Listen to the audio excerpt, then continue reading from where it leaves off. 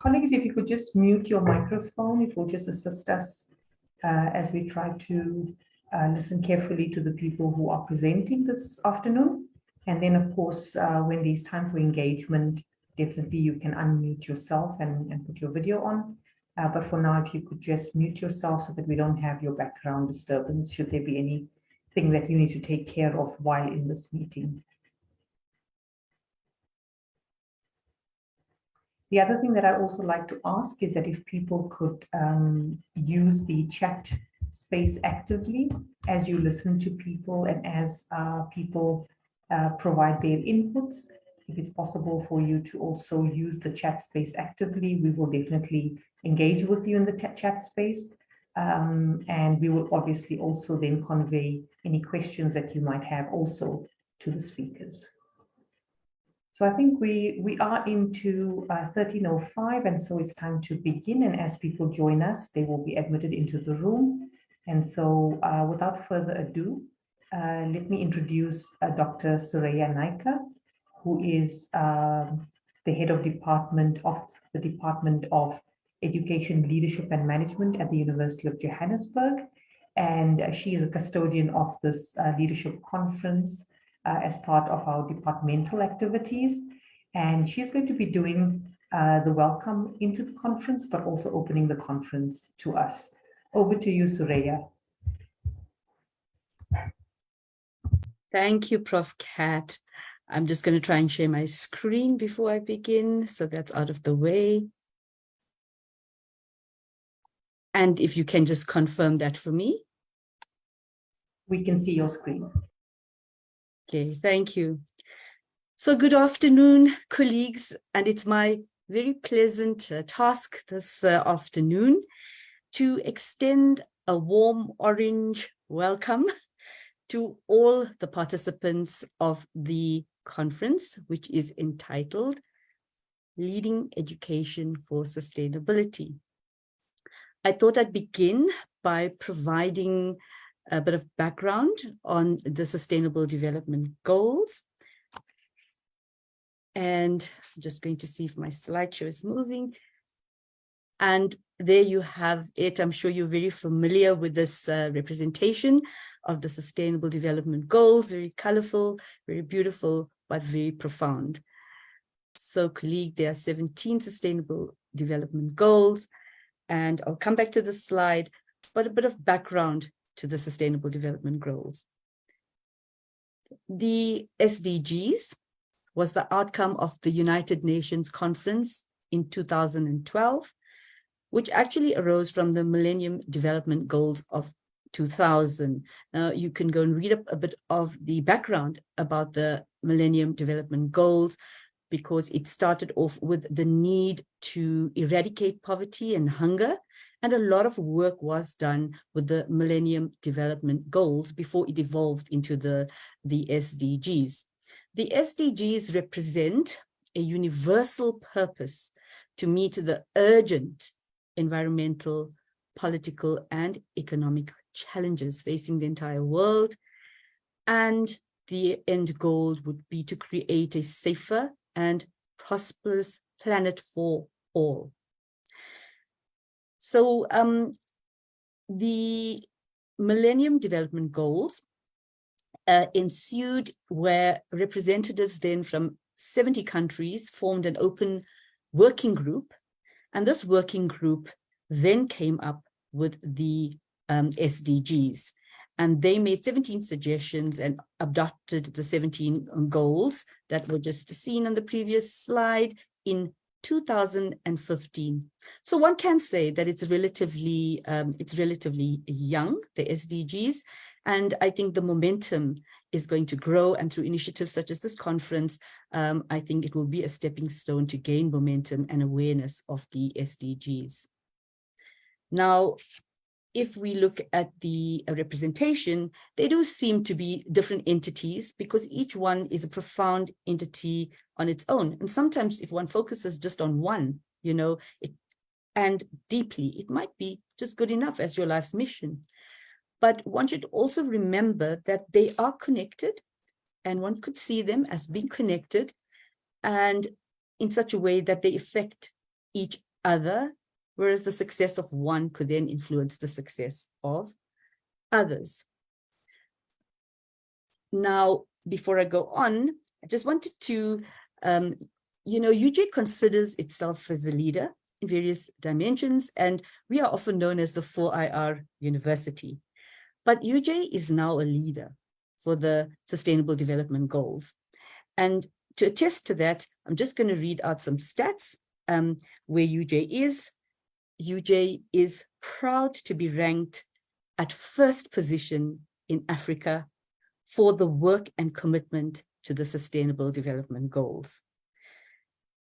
Which also means that if we ranked first in Africa, we ranked first in South Africa. So we are the university leading the Sustainable Development Goals. UJ is ranked in the world 46 in terms of the work it does from the 1,591 countries that are in the rankings for the Sustainable Development Goals. I don't know if you want to place in the chat, colleagues. Let's see who can do this quickly. For which one of the Sustainable Development Goals are we number one in the world? So UJ is number one from all the 1,591 countries for a certain Sustainable Development Goal. And I wonder if anybody, perhaps from the UJ fraternity, would be able to type that into the chat. And Prof. Kat, if you can just moderate that chat for me, if anybody is, I'll just give them a second or two. So colleagues, which one are we rated number one as UJ? Prof. Kat, anything coming through? I was very fast at putting it in, but I don't know if others know.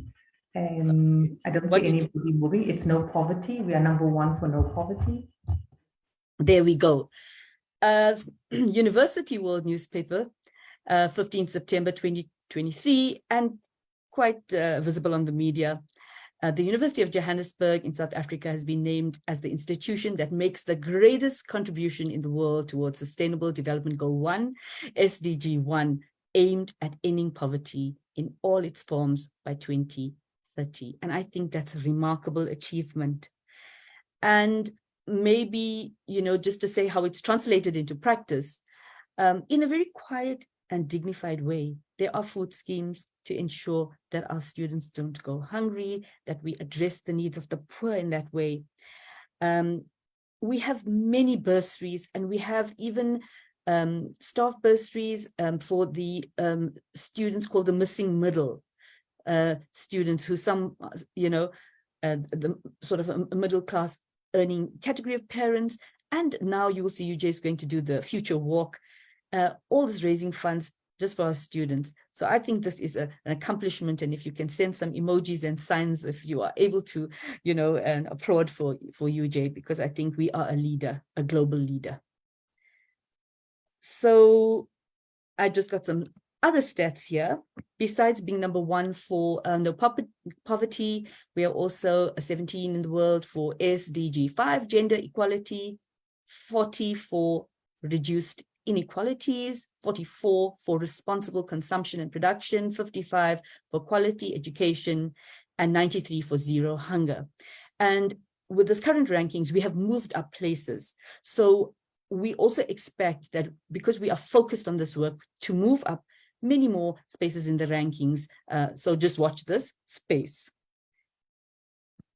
So coming to the conference, there are 3 themes in the concept document that I read for the Leading Education for Sustainability Conference.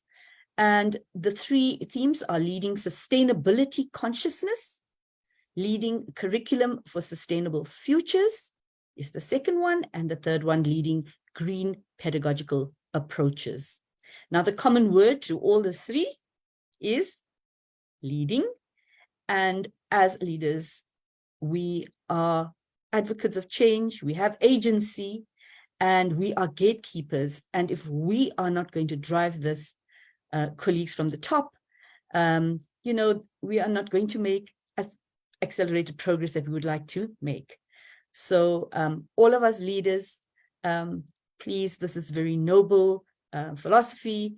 So, you know, this conference as well is going to raise that consciousness. So coming to number one, it's important that we are conscious and we are aware and conscientize people, you know, towards thinking of the world and the sustainability development goals and the work that we need to do. And this will be expressed in sustainability knowledge, attitude, and behavior, because that's where it starts. And then leading the curriculum for sustainable futures, a lot of impact can be made through curriculum change in this dimension. And curriculum change requires curriculum design that facilitates the necessary skills development towards entrepreneurship, innovation, and self-sustainability, because self-sustainability is the end goal. And then leading green pedagogical approaches, which will be focused on in the conference. You know, it's all about translating, you know, our thoughts and projects into action, so we can see results regarding environmental projects and concept change towards sustainability. So that actually was my last slide, colleagues. But in the work we do, you know, there's something that drives us, you know, whether it be social justice, whether it be, you know, the Sustainable Development Goals. But I think this really gives us, the Sustainable Development Goals, you know, it really gives us a good philosophy that undergirds our practice. And I therefore thank and congratulate the committee that came up with a theme. And it's directly aligned with what our beliefs are at UJ. And with that really warm orange welcome, I want to declare the conference open. And I want to wish that you leave the conference fully inspired to take on the ideas of the various presenters, the various ideas that run through your mind into the future, and make a difference in the world. Thank you very much for giving me this opportunity, and back to you, Professor Yassin. Thank you so much, Soraya, for that inspiring and warm welcome. I really think that we are all excited for what's ahead of us. And there is a comment from Mandisa Tsalani from KT on the chat where she wants to know, how does UJ get rated on all of these things? I'm sure you can just answer her on the chat, please, if you don't mind. But with that, we'd like to then you know, move into the next part of the proceedings. And we do have a very small Mentimeter exercise that we'd like everyone to engage with before we get onto our keynote addresses. Mitesh, if you could just put the Mentimeter link onto the chat, we can then proceed with the audience trying to engage with that Mentimeter exercise. Thank you.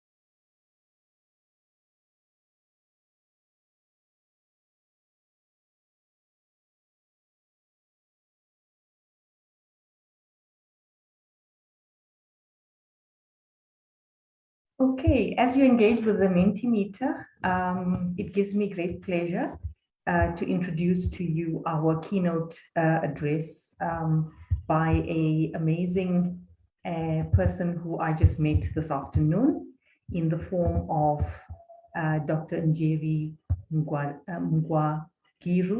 She is a senior futurist and she hails from the Institute of Futures Research from Stellenbosch University Business School. Dr. Njeri is a senior futurist. Her work focuses on strengthening capabilities of individuals, organizations, and governments in Africa. She navigates this together with them. She navigates spaces of complexity and uncertainty. And she really wants to work with people who want to engage with long-term goals and visions.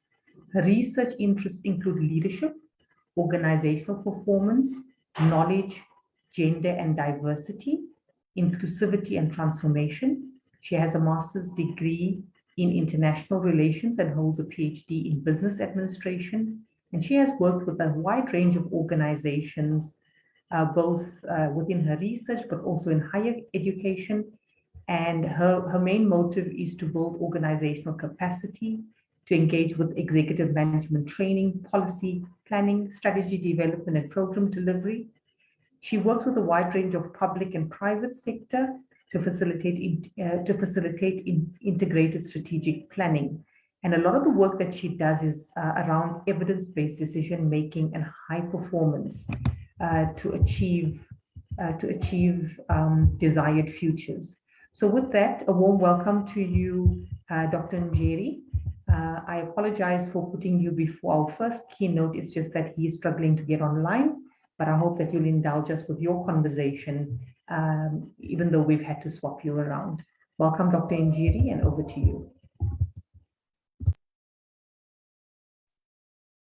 Thank you very much, Prof. Yassim, and good afternoon to the colleagues online. My thanks and appreciation for inviting my engagement and my participation in this conference. I'm looking forward to sharing a few remarks with yourselves, speaking to the theme of education futures for sustainability. I will share my screen. I have a few slides, mostly as a visual aid, and to help keep us engaged on this online platform. As mentioned, I'm based at the Institute for Futures Research at Stellenbosch University, specifically at the Business School within the Faculty of Economic and Management Sciences.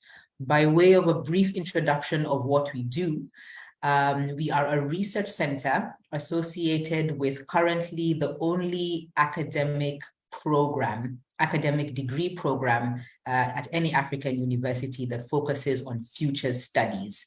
And as a research center, the Institute for Futures Research provides a platform for translating the theoretical and academic skills that we develop in our academic program in a work and industry-focused way. We do executive management training. We grow professional qualified futurists, professionals with skills and competencies to deal with futures, in particular, complex, uncertain, and volatile futures. And I'll be speaking a bit more about this context in my few remarks. Then to highlight that the work we do and my sharing with you this afternoon does come from a values frame, not only of academic excellence and social impact, but also the desire to create better futures, to create desirable futures, and with a lens to the long term and the long range planning, specifically allowing us to sense opportunity earlier as well as mitigate any risks. So please do have a look at our website, visit our online content if you wish to know a bit more about what we do and what Future Studies is about. My talking points, brief talking points for this session is I would like to share some key insights about futures thinking to frame and shape our conversation today, and hopefully to offer some reflection points for the discussions with yourselves. I will then highlight 3 critical impact factors that research is showing affects education futures, and in particular affects education futures for sustainability as the theme of focus at this conference. And then finally, I would like to leave you with an appreciation of the value of expanded futures frames for education and sustainability. The key reflection points are mainly that there are multiple possible futures available to us, that we are neither constrained by our past or our present. We may be shaped by patterns and current trends from the past and the present, but the futures are an open space for us to apply our agency and action. So multiple possibilities are available to us. I also would like to leave you with an understanding of the importance of continually tracking key trends, especially when we think around shaping and creating futures that we want. And the value of foresight, the value of thinking about futures and applying these insights is in order to ensure we are working towards the changes and the transformation we need to create futures that we want. And finally, what does futures readiness look like, specifically with reference to education and sustainability, but also more broadly, futures readiness as a competency and skill that's very valuable in our current global context of volatility, complexity, and uncertainty. The critical impact factors that I will be discussing, just to give you a signal of where the conversation is headed, is first and foremost the issue of access. Where is learning access? Where is education access? And how are these platforms changing, both cyber and in-person platforms changing? The second critical factor is that of content. What kind of content will our education futures privilege, or do we need to focus on growing on for relevance in terms of new emerging trends in the world of work, in education futures, and with reference to issues of sustainability? And finally, the critical impact factor of application. Is our current education curricula, are our current education systems appropriately geared towards application of the learning and knowledge and expertise that we are gaining through our engagement in these education systems and experiences? So those will be the critical factors that I discussed. Some key questions that I would like you to consider as I share my few remarks, especially around those critical impact factors of access, content, and application. Firstly, where is learning accessed currently, and where do we anticipate futures of education, futures of learning will be accessed, and what platforms will be available to us? Are we gearing ourselves? Are we preparing and adapting for these new and emerging trends? Then which content is privileged? I will, of course, reference the increasing focus and emphasis on STEM, science, technology, engineering, and maths, but I'll also speak to futures literacy, digital literacy, and of course, the arts, if we think around the acronym STEAM, which includes the arts in the science, technology, engineering, and mathematics focus. And the final question is, what systems and support mechanisms exist to support the application we are hoping our education systems will facilitate? And are these systems and mechanisms relevant, appropriate, and do they have longevity and resilience for the disruption and changes that futures may bring? So colleagues, I hope that these questions will guide our reflections and the discussions in the conference as it proceeds. So thank you very much for highlighting the Sustainable Development Goals as a key talking point. And of course, we look at these goals together and their interactions and the ways in which they interrelate. Addressing one goal is about focusing on how do we address all of these goals. But for the purposes of this conversation, I will be guided by UN SDG 4, UN Sustainable Development Goal 4, which is focused on quality education. And some of the indicators, the measurable indicators around this goal relate to ensuring inclusive and equitable quality education as a goal for 2030. And promoting lifelong learning opportunities. And I would like our conversation around the critical impact factors affecting education futures to also speak to these key indicators under UN SDG 4, of course, keeping in mind the relevance and intersections with the other 16 goals as well. Then a note on context. So we all start on the same page. When we discuss education futures, we understand that the current world in which we're engaging in is a world of disruption, Hence the importance of thinking carefully around what are the trends, what are the critical factors that influence the ways in which education futures and sustainability are unfolding.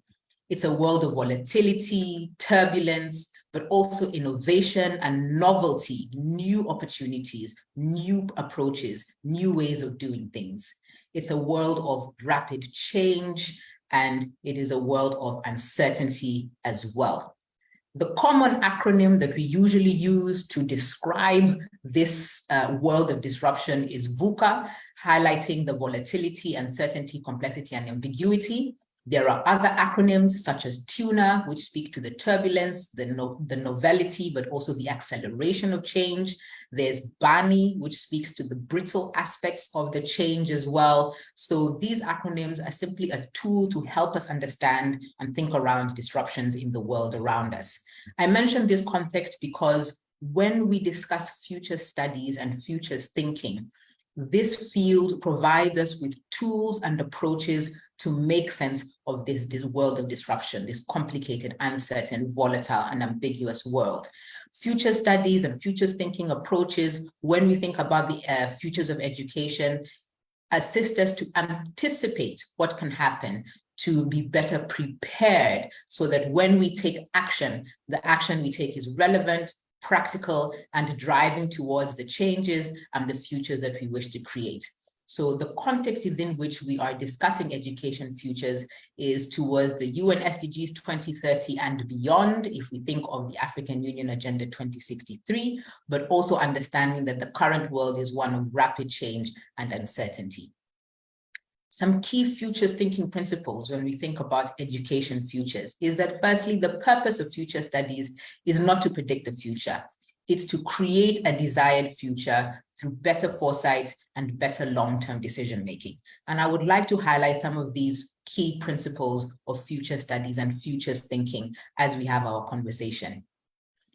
Firstly, that there are multiple futures available and possible to us, and that there are multiple different paths that we can take to achieve our future goals and our objectives.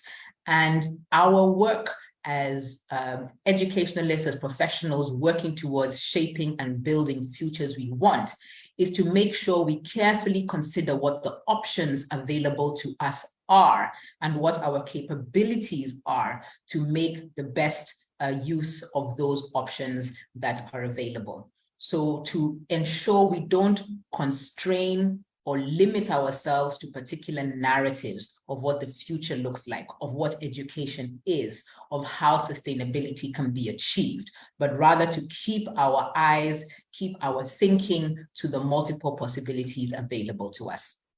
Another key principle that was raised in the quote from Prof. Spies, that is the founder of the Institute for Futures Research, is in thinking about education futures, in preparing for what education futures can look like.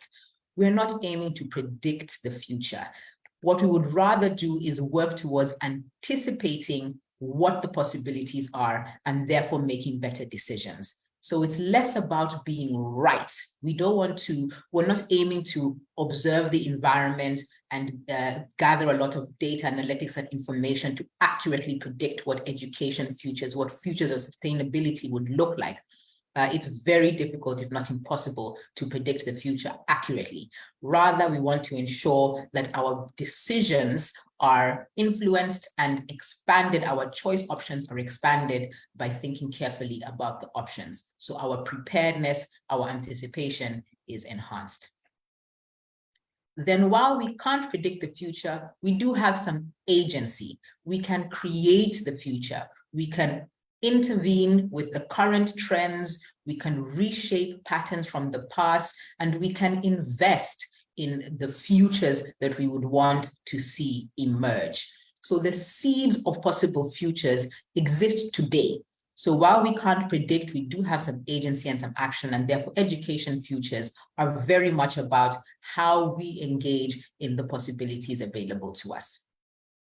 So a quick note on the critical impact factors, applying these key futures principles that I've mentioned, and also keeping in mind the VUCA context, the world of disruption in which these critical impact factors are unfolding.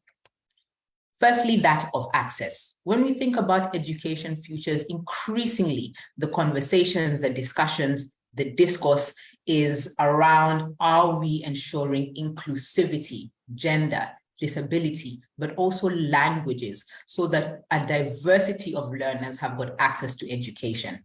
And if we want to think about education futures for sustainability, it's critically important that access to education is expanded to everybody. As the UN SDG 4 mentions, it's about access to quality education for all. Access is also about facilities, and we have seen in the emerging digital age that these facilities are both brick and mortar, but also increasingly online learning, and the ways in which online learning is opening up access to different population segments that may have previously been on the periphery, but the ways in which online learning still needs to find a balance and a medium with our brick and mortar facilities as spaces also of social engagement, as spaces where education is not only on a cyber platform, but very much about developing community networks, communities of practice, networks of expertise as well. So how do we ensure that while we are expanding access to broader groups of learners, that we are ensuring the platforms for access are relevant and speak to these population segments as well? As I mentioned, in particular, a key question to ask is, which sites of learning are we currently centering? Which ones need to be brought more to the center? And are the sites of learning that we privilege the most conducive to expanding access across these diversity lines of gender, disability, language, and more? We can include age as well when we think about lifelong learning. The next critical impact factor is content. Of course, we know that a key aspect of content and education futures is ensuring relevance and quality, that our curriculum is speaking to the world as it is today, but also preparing our learners for the world that is emerging. STEM is highlighted as very important. I don't need to reiterate this, but science, technology, engineering, math, especially in a digital age, are centered as content that's critical. However, it's important that we also remember the arts and the fact that these subjects and these more creative approaches to learning ensure that we develop connection, that we develop relationships and empathy as key soft skills, as key underpinning competencies that boost our engagement in STEM as well. So very important that we don't underestimate the role of the arts in shaping education futures, and in fact supporting STEM education as a key foundation. And then the issue of application as well. Digital transformation is currently the big buzzword, and the ways in which digital realities and trends are creating new worlds of work, new worlds of learning, and generally new worlds altogether. In fact, even new types of languages and new types of communicating with each other. If you follow some of social media, it's not always easy to understand the kind of spelling that you see on there. And yet this is a reality of our current context. It's also ensuring that we are expanding access, but also form. So our reach and impact on the forms of education, the points through which we gain our learning, the points through which we access data and education are becoming more multiple, are becoming harder to manage and ensure quality, but also broadening reach and impact in terms of access to those platforms. And we cannot ignore the rise of artificial intelligence and the ways in which this is changing how we teach, how we learn, how we assess, and are we prepared, and have we begun to shape our systems in ways that accommodate these new forms of application, these new tools and platforms that are available to us. So access, content, and application are critical impact factors that our engagement will require in terms of shaping education futures that we want, that we prefer, and that are relevant and practical for the development needs, the sustainability needs that we're facing.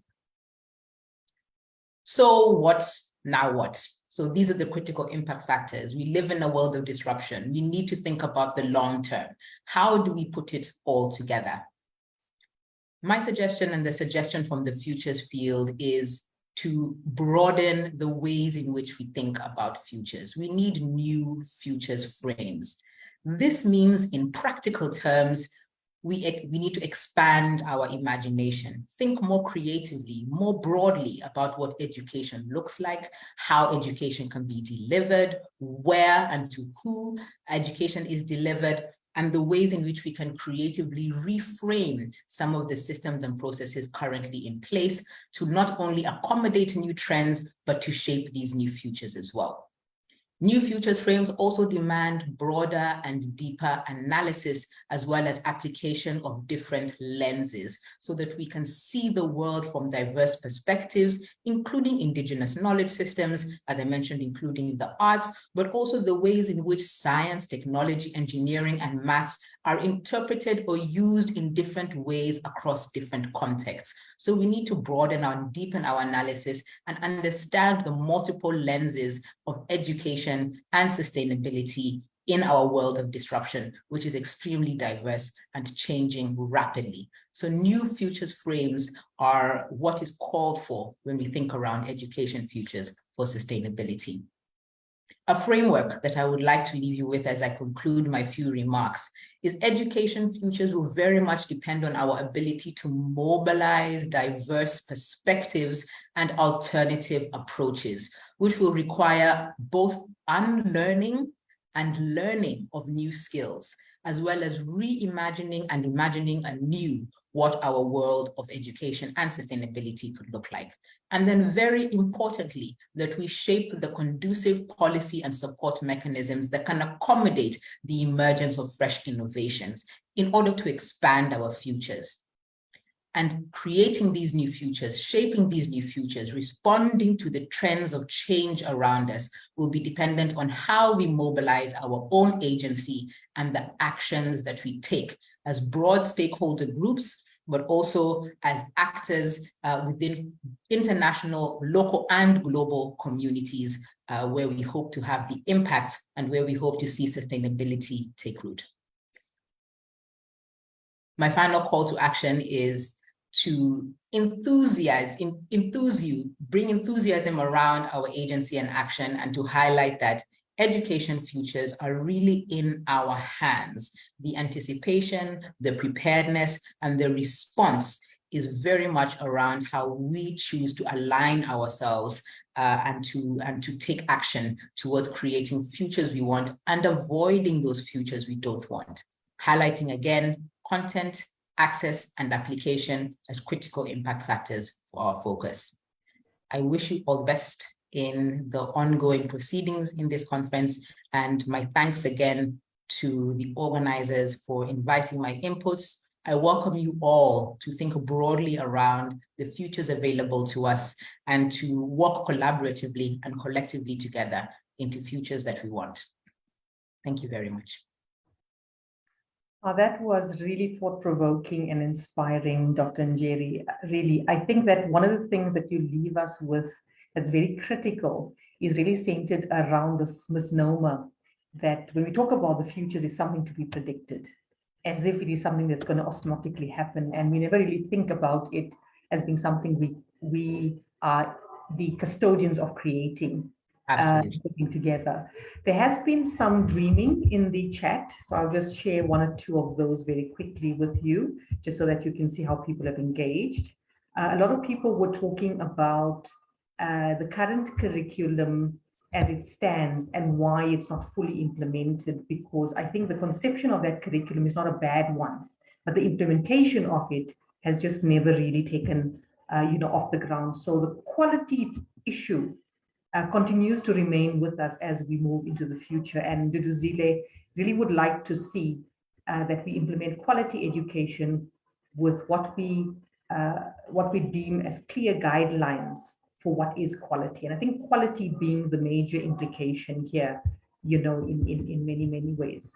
And then we have other commentary around really appreciating your infusion of the arts, the support of STEM that you have, all of which I think are now, the acronym now is STEAM, with the arts being infused. And for a very, very long time, the arts had been completely ignored as such. But I think for South Africa, especially with regards to the learnings that you speak about and which forms of learnings are we going to facilitate, the digital divide poses for us, together with a lot of the sustainability issues around load shedding, climate change, and all the rest of it. It does not give us a very wide dashboard, to work with. So really, you have engendered in us a lot of conversation, a lot of things that really we have to think about. I don't know if there's just one or two comments you want to make before I introduce our next speaker, but there is a breakaway room, and I really hope that you're going to stay, because it looks like there's a lot of people who want to meet you in that room.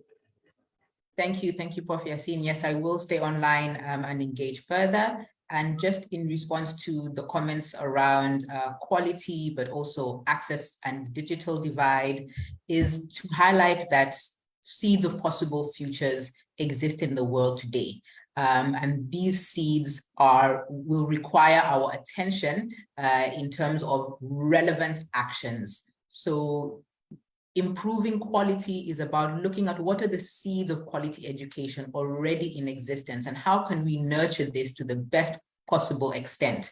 It's not about starting everything anew. It's rather about nurturing those seeds of the future that already exist and ensuring we bring the best out of those harvests. And in terms of the digital divide, absolutely. The question here is, which access is privileged? And are we ensuring that we are expanding access across all population groups, online and offline, so that, as SDG 4 indicates, we can expand education for all? And thank you very much for your engagement. Thank you so much, Dr. Njeri. Please do pay attention to the chat. There's a whole lot that has come in since we started our closing conversation, but please do respond on the chat, and we look forward to more engagement in the breakaway rooms. Thank you, Prof. Yassin. But now, without further ado, let us introduce you to our next keynote speaker, all the way from India, from Delhi in India, in the form of Professor Ramesh Sharma.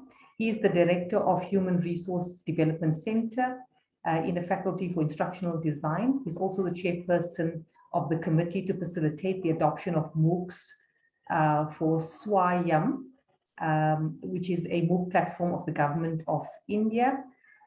He is a professor in the University of Ambedkar in Delhi, India.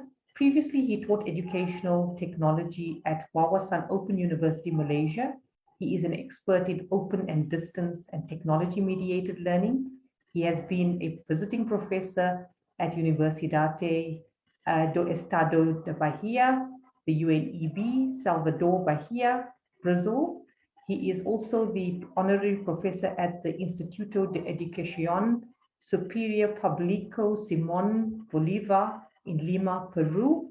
He's a visiting professor at the University of Fiji, Fiji Commonwealth of Learning, as the director of the Commonwealth Education Media Center for Asia, New Delhi.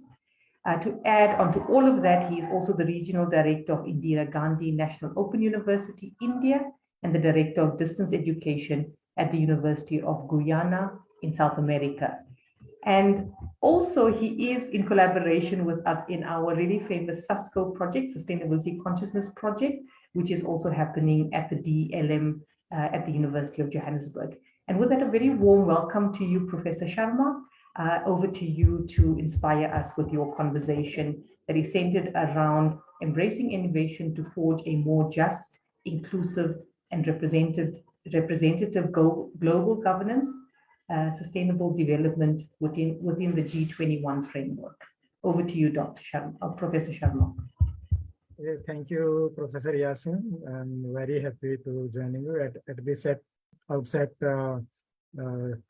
Kindly pardon me, because I got late a little in joining this session.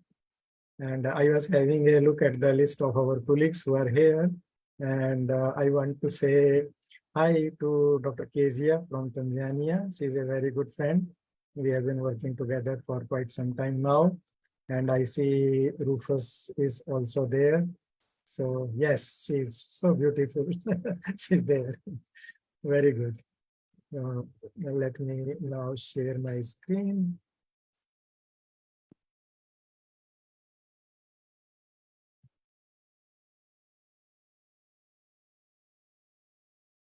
Kindly confirm you see it as a in presentation full screen mode. We're able to see it in presentation mode. Thanks.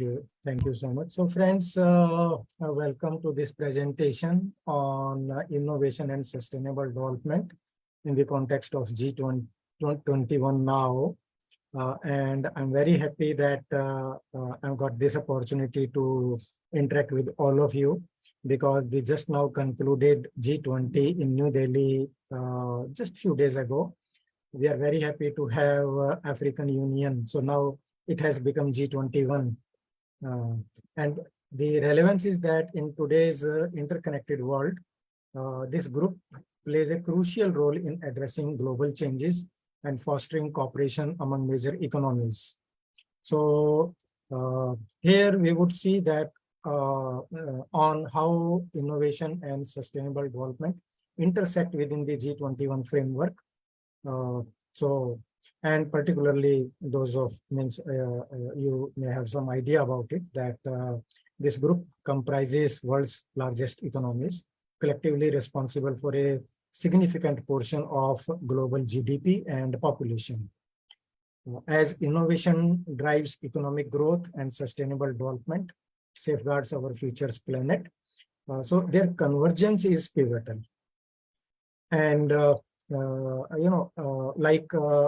about the India as a whole and African Union as a whole, with its unique blend of challenges and opportunities, these countries exemplifies the need of innovative approaches to address the development issues, particularly sustainably.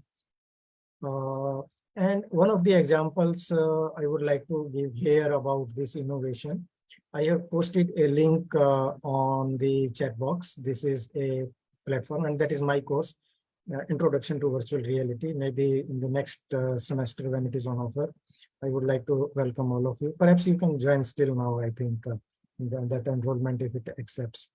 So particularly in the response to COVID-19 pandemic, our education sector faced as like a global phenomenon, unprecedented disruptions.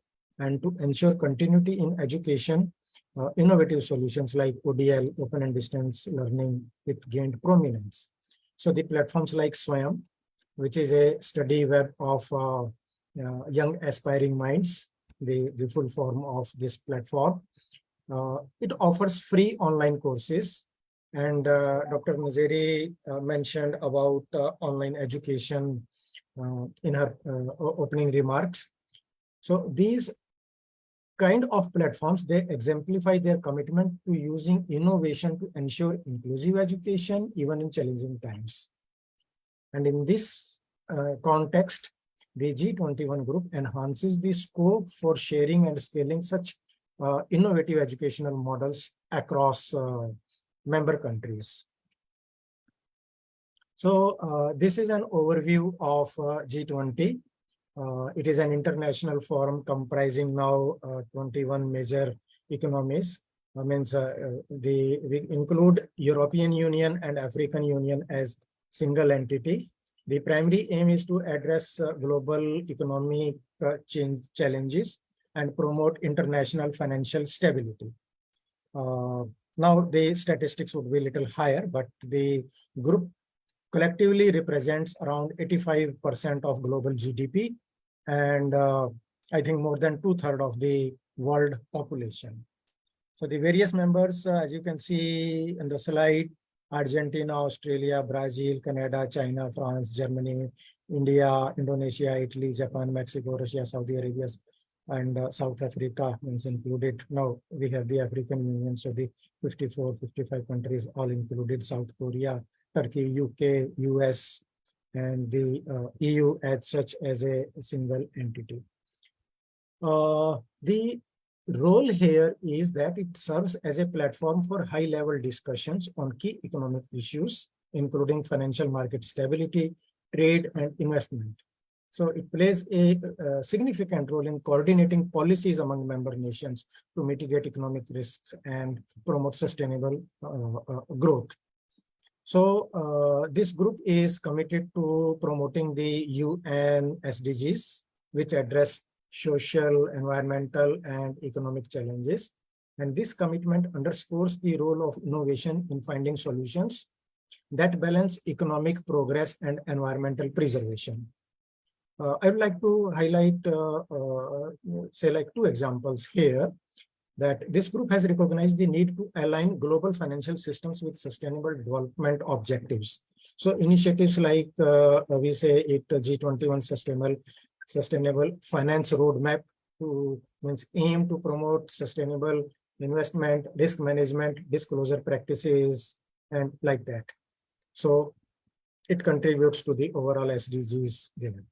And another thing, like if we say in terms of my country, India,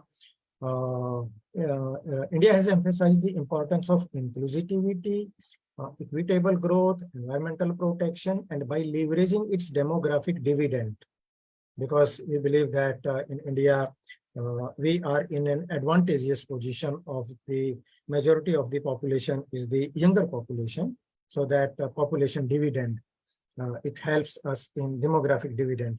And the technological prowess, you all must have noted that very recently we have successfully landed on moon, and we have sent another satellite towards in the direction of sun to see those things. So technologically, those things these things they contribute to shaping sustainable development agenda that represents with the national priorities and values. So broadly, the the innovations and the creation, application of novel ideas, technological things. This is how the group the various members, they contribute to the social, national development of various sectors, and they interplay the various principles of sustainable development to meet the current needs without compromising the needs of future generations. Dr. Nazeri and the IFR, the Institute of Future Research, without compromising the needs of our future generation. So this kind of interplay, it drives a positive economic, social, and environmental outcomes. And these innovations, they can address challenges across various SDGs by introducing transformative solutions. For example, advancements in renewable energy technologies can contribute to clean energy production, which is SDG 7, and reduce greenhouse gas emissions, which is SDG 13. Similarly, technological innovations in healthcare can improve access to quality medical services, which is SDG 3. So, and enhance overall well-being there. So, certain examples of innovations in that way are like green technologies, solar panels. In fact, I remember there was a movie, I forgot the name of that. I think it is from South Africa. It's about a very young child, and father is a farmer, and they have a bicycle. So the child wants to create a windmill kind of, so that the water can be taken off. Those kind of, it's a unique movie. I'm sorry, I'm not able to recall the name of that. But those wind turbines, energy efficient appliances, they are the innovations that reduce environmental impact while promoting sustainable energy production and consumption. And then we have like precision agriculture, cutting edge agricultural technologies like precision farming, AI-driven analytics, optimize the resource use, minimize waste, increase crop yield, and contributing to the food security. Similarly, we have the examples about waste management innovations. So there are certain initiatives, like in India, we have this soil health card, which integrates technology, soil science, data analytics to provide farmers with personalized recommendations for soil nutrient management. And by enhancing this soil health and optimizing fertilizer use, this innovation contributes to sustainable agricultural practices. So these innovations, and sustainable development nexus, They, and particularly if we see the G20's Innovation Challenge for Sustainability, the group hosted a innovation competitions and challenges to encourage solutions. For example, it is called as G20 Global Smart Cities Alliance, which fosters innovative urban solutions that enhance quality of life, efficient resource use, and sustainability in cities. And these efforts underscore the potential of innovation to shape a more sustainable future.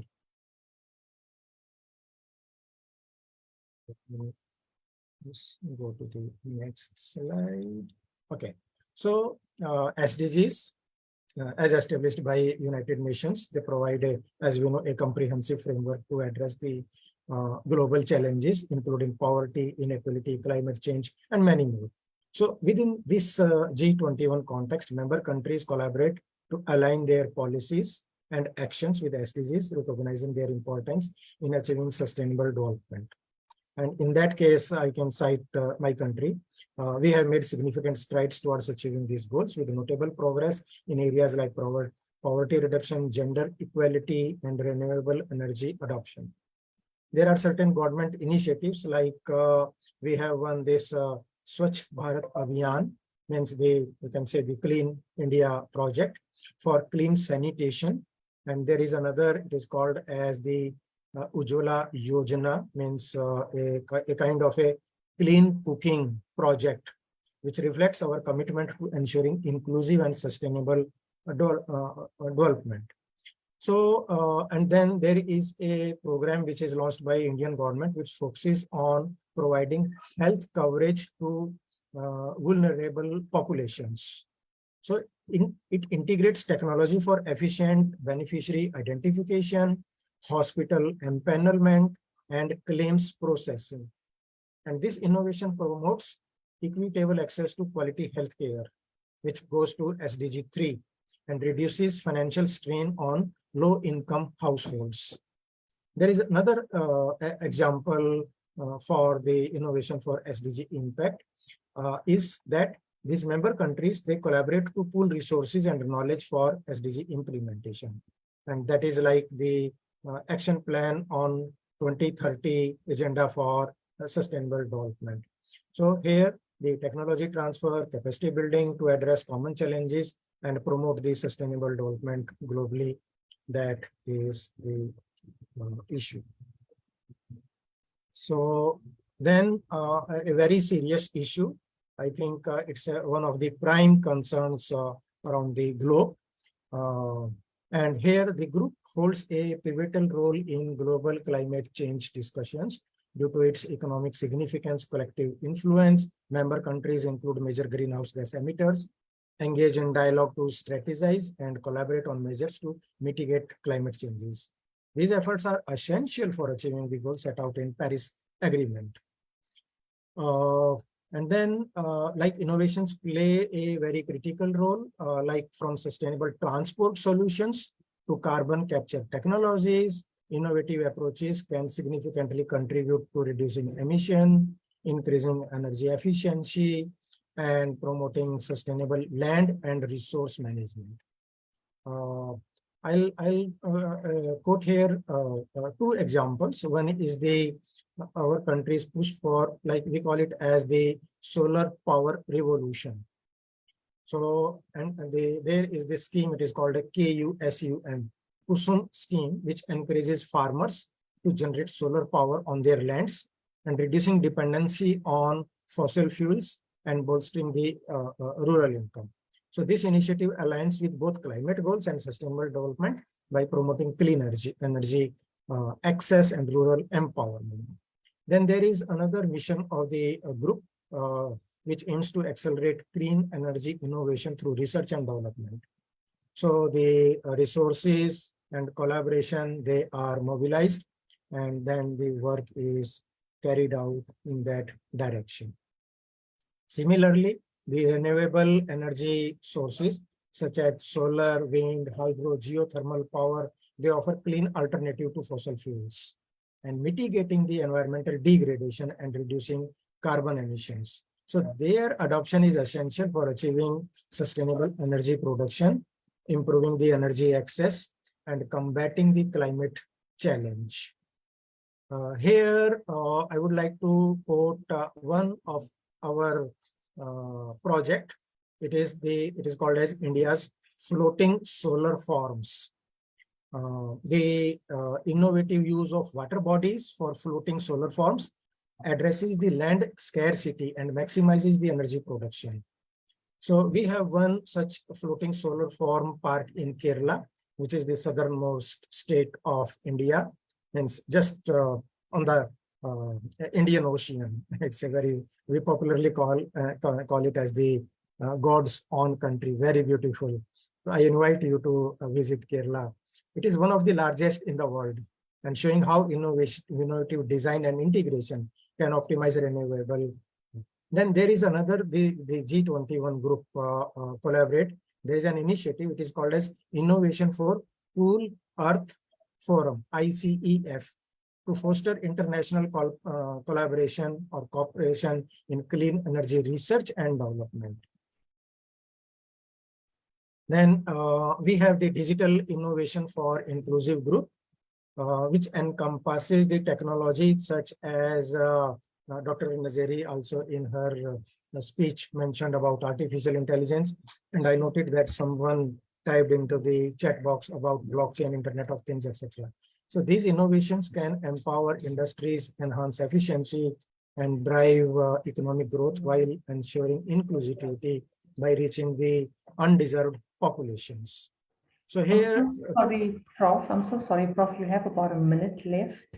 okay, so I'll conclude it. So when we have the Aadhaar identity system, which is a digital innovations inclusivity, that's a good, so they're providing digital identity over 1 billion citizens in India. Then a very important fact of circular economy to minimize resource consumptions, and because the e-waste, electronic waste going, it is a global problem. So to take care of that, and then the innovations in healthcare for all, education innovations, particularly focusing on how we can provide alternative solutions to go with that. Then this is quite important to focus on public-private partnership for innovations, so that both the sectors, they can come together for bringing it. And the focus is being paid on smart cities, so that we capture the data and through technological innovations provide sustainable urbanization to the. I have already told about agricultural innovations, but there are few important experiments which have we have seen all around the globe for the sustainable development in terms of agricultural experiences, like AI-enabled tools for that. So this is very contributive to the job market, and overall it enhances. So there is a call to action that how we can leverage the innovation for a sustainable through the resource sharing, knowledge sharing, supporting each other like that, so that we can achieve the common goal for everyone. Thank you so much. Namaste. Thank you so much, Prof. Sharma. This has been a really inspiring conversation that you brought into our midst, specifically related to what's happening in India. And we really identify with India. So the day that you landed on the moon, I think South Africa was with you in solidarity, celebrating with you that major milestone achievement. So for us, it all is like this. Dr. Njeri is saying that we have to create this future. And of course, sending a man to the moon, no poverty, equal education for all is really the future that everybody would like to create. The issue around all of this is how is this filtering into our classrooms, into our schools, into the world of our future decision makers? Because I think if we continue to wait for politicians to make the call, we may just wait forever, as we have been experiencing. So I don't know if you just want to maybe give us some insights as to how a lot of this is entering into the classrooms in your schools. What we have done here is that Number one, focusing on our national education policy, which was recently launched just 2-3 years ago. So one of the focus of that, and I think that was a key point in the speech of Dr. Nazeri as well, when we talk about integrating arts with STEM courses. So here we are focusing on two important items: interdisciplinary nature of courses and multidisciplinary nature of courses. So like my current university, it is an interdisciplinary nature. So we develop the courses in that way that, like very recently, today I have started teaching a course on introduction to artificial intelligence. And our academic board, they wanted me to create more examples than how AI will help the social sciences. Because normally when we say AI, before we think of something of pertaining to computer science or completely technology. So that way, if we can align our curriculum and include those kind of experiences from there, which lead to a certain kind of a, we say it in education as authentic learning, which is related to the real life experiences. That would be a better strategy. No, thank you so much. Sharma, there's quite a bit of engagement on the chat. If you have a moment, if you could look there and just start responding to some of the people who are all inspired by your conversation. But I think you bring a very prosperous and a very bright future in terms of your presentation. We particularly loved your moving slides. So thank you also for sharing that with us. Thank you. Thank you. Thank you.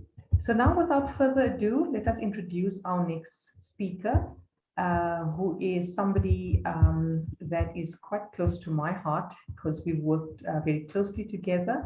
She is Ms. Vainola Makan, and she is going to be presenting something that is also of significance to all of us in the room, and that's the intersections of gender, sustainable education, and leadership.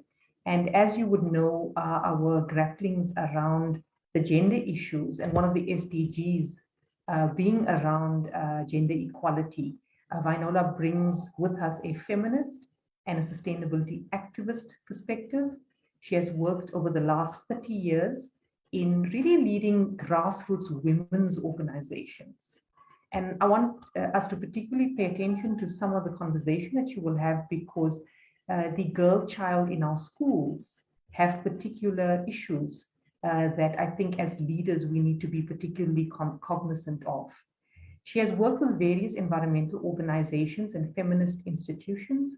She completed a Bachelor of Arts degree at the University of Western Cape with majors in psychology and sociology, and she became then an anti-apartheid activist. She's a founder and member of the women's group Koponang, and recently she's been involved in setting up something called the Sisterhood Movement. So without further ado, Vainola, we look forward to your wonderful presentation, and over to you.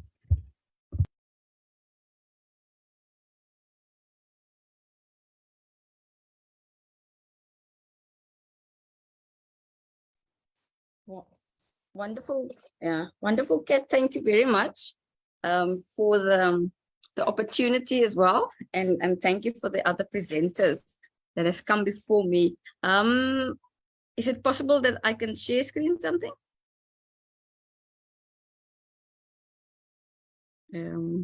Kat?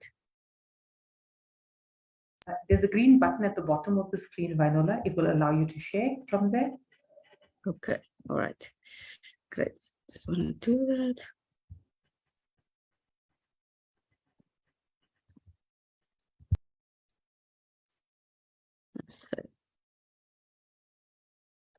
Okay.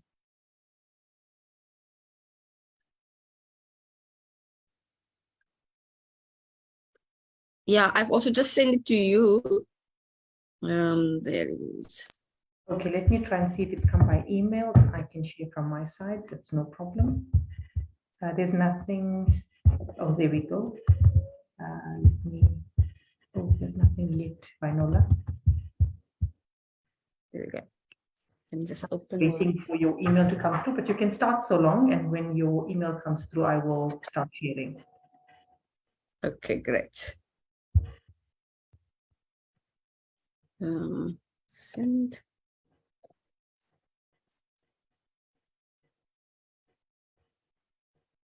There. Okay, let me check now. Oh, there we go. Brilliant. We can see Is it. your screen clear? Yes, Wonderful. we can see it. Yes, Righto. yes, I've opened it. Can everybody see that? Yes, we're able to see it. Thank you. Okay, wonderful, wonderful. All right, so yes, so thank you for the opportunity to speak about intersections between leadership, education, gender, and development. And yeah, I think it's an important topic because we cannot work in a world with so many problems, and we are not working together as all the stakeholders. There's a need to include all the stakeholders. So firstly, I think that there has been many theories, there's been many research projects, there has been many development projects, and billions of rands later, we have not done much or as we should in really dealing with sustainable development, climate justice, economic justice, and the gender equality. So it is important to pause and shift the paradigm to see if we are really on the right track. Shifting the paradigm before just plundering on, I think that there is, firstly, that's the one assertion that I would like to make. And secondly, in terms of providing leadership, there are many leaders in the world, but I think there is the need to shift our approach to leadership in education, for example, from a more sustained centric paradigm, and moving from emphasizing on profitability at the expense of a healthy ecological, social, and economic context. There is a lot of confusion regarding how leadership relates to successful implementation of environmental sustainability and how we relate to communities. And I think the communities that we say that serve and the environment, the areas where there is a need for adaptation and mitigation of climate justice, those communities themselves need to be in the room and they need to be part of the conversation. So the 5 areas that I will quickly touch on is the need for integrating of knowledge spaces. The knowledge spaces of the academia is not the only legitimate knowledge space. There's also a need for transformation of education through innovation. We heard about the futuristic ideas around education and leadership. And there is a need to look at education also outside of the classroom, especially because a lot of the solutions and the problems lie outside of the classroom. And so we need to make sure that all the stakeholders are involved. Thirdly, also there's the knowledge building and co-creation process is important. As I said earlier, there's a need to co-create with communities on what knowledges is important to take us forward. That's really going to make the difference, because we have seen that if we only focus on the traditional knowledge systems, our academic research-based, the university-based systems, we will sit with half of the knowledge. So there's a need to create network of sustainable knowledge holders from inside the academia and outside, and to empower the communities as agents of sustainable change. And that is important. So we cannot say that we want to include communities and we want to be inclusive if we do not mobilize the capacity, because sometimes there is a lot of capacity already, but it's not mobilized. The voices are not listened to. Their opinions and their knowledges, indigenous knowledges, are not filtered in our solution. And so empowering communities is not always feeding our information into them, but listening deeply to what they have to offer as well.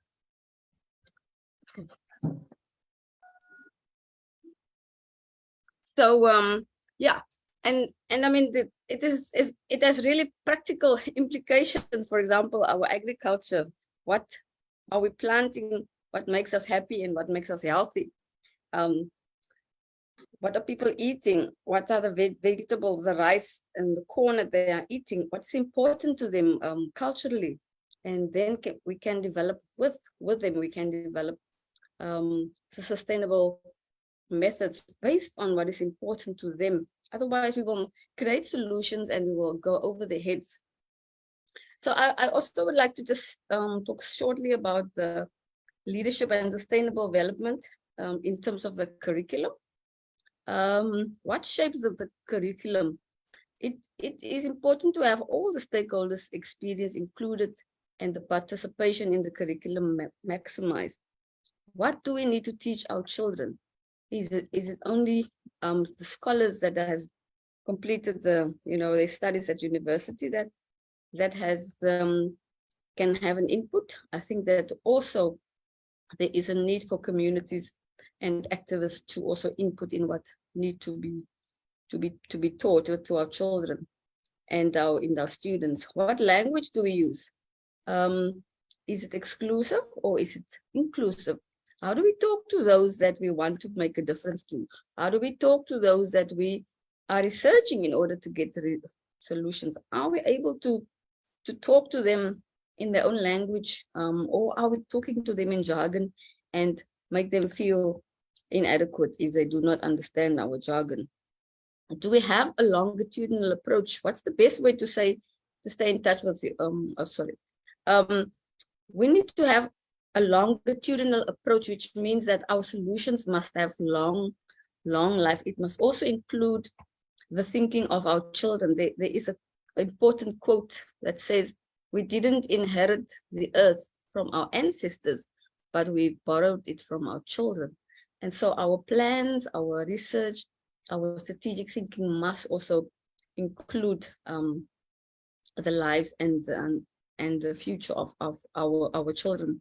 Or should we then rather have multiple curricula? Because if we see that I'm developing a curriculum and it's not inclusive of the other one, it means that we are going to have multiple curricula, because we will always be exclusive. So I will shortly just touch on the work that we've done in the Fisher community with an organization where I met Kat, the Transformation of Education for Sustainable Futures. So we had a project with a research question to Fisher women. How does mining impact your lives? How does mining impact your livelihood? And the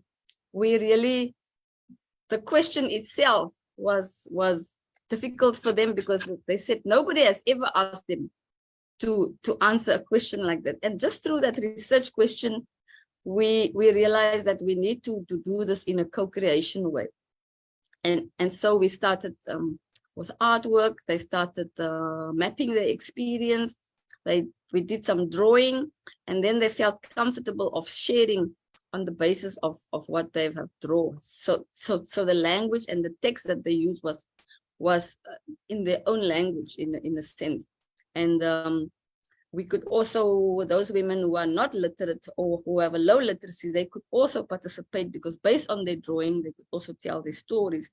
So we had a qualitative research method and focus groups, and this enabled the women to tell their stories and engage in alternative learning processes that have the potential to begin to heal the many years of silencing of their voices over their experiences in the hand of oppressive governments and uncaring multinational companies that are polluting and harming the earth with the ocean drilling, dangerous nuclear, unprotected mining sites, either open or closed down to communities, and old mining pits and heaps that impact women's lives and health negatively. So through this process, we also realized that we cannot come with our language from the outside. We then spoke to the women and we said that we see you as co-creators of knowledge. We would like you to do this with us. And they were part of the agenda setting. They were part of the focus group selection committees. They were part of shaping the ideas. and what we want to do afterwards. We also had a training component where we say that we are not coming to extract information from you as objects of research, but we are also going to give something back. And we ask them then to say to us, what training would you like to have, which is going to make your situation bearable and better. I'm And so that sorry, process, Viola. I'm so sorry Yeah. to disturb. You have two yeah, more just in conclusion, just in conclusion then, we then realized that this is a methodology that we need to tell the world that co-creation of research is important, and that grassroots communities can also do research. They also have knowledge. We train them in the research methodology. We train them in what research is. We train them in what community research is. And they are now seeing themselves as equal partners with us in creating knowledge. And that knowledge has empowered them to take on the mining bosses. And they have kept about 10 different mining companies away from the ocean, away from the sea. And we're going to have this weekend as a Heritage Weekend. We're going to celebrate in a festival and with a drama, the fact that women have stood up and said that they are not going to allow the mining bosses. They want to be connected with the sea as a part of livelihood, and they want to protect the environment. And they are now also see this as a natural resource for the future of the children. Thank you. Thank you so much, Viola. I think you bring a very important conversation around how we are all involved in education, no matter which space we arise from, and how important community engagement is in terms of children's education and what their activism can lead in terms of sustainable change. There is also some notes for you in the commentary, Viola, if you could just maybe engage with that. But definitely, I'm sure there's going to be lots of people who want to engage with you in the breakout rooms as well. So please go ahead and look there. And thank you so much for your perspective on how can we empower and move beyond our classroom walls into the community. Thank you for that perspective. Without further ado, I would like to now introduce you to our next presenter, who is Dr. Omotosho. And Dr. Omotosho speaks to us about how do we develop enterprising students in the fourth industrial revolution, and how can we engage with something called entrepreneurial leadership. And so I think that that's a very, very important conversation for a lot of the school principals in the room in particular. How do we develop this concept of enterprising students? Dr. Ademola Omotosho currently serves as a research fellow at the Central University of Technology in the Free State, South Africa. He obtained his master's and doctorate degree in entrepreneurship education from the University of Zululand. His primary research interests encompass entrepreneurship education, women's entrepreneurship, innovation and sustainability in education, youth entrepreneurship, and actors community development initiatives and business management. Dr. Omotosho has authored numerous articles and published in many journals. Over to you, Dr. Omotosho.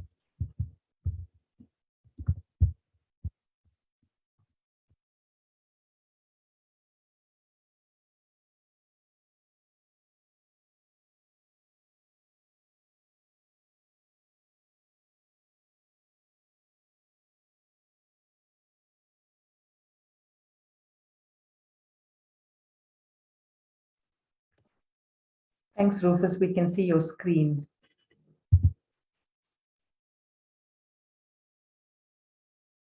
Can you please? Okay, I think you can hear me now. Yes, I can hear you loud and clear. Yeah, good afternoon, everyone. I am Omotosho Ademola.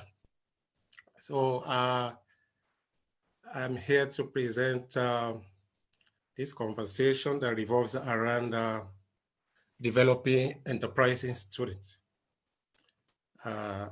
in the fourth industrial revolution and entrepreneurial leadership approach.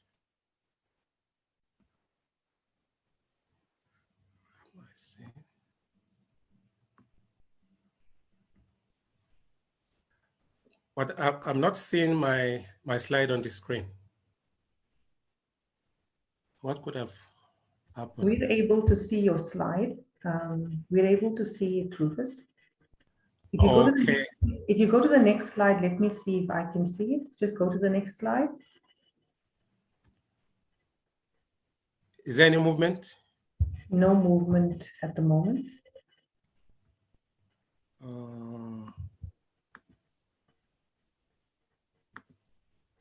Nitesh, can you assist? Yeah, if you can click on the presentation mode on your PowerPoint. Rufus, Is click it- on presentation mode on your PowerPoint. That little square with the Okay. Slideshow. Are you talking about the slideshow? yeah. Yes. There we go. There we go. Now change to the next one. Let us see if it perfect. It changes. Go ahead.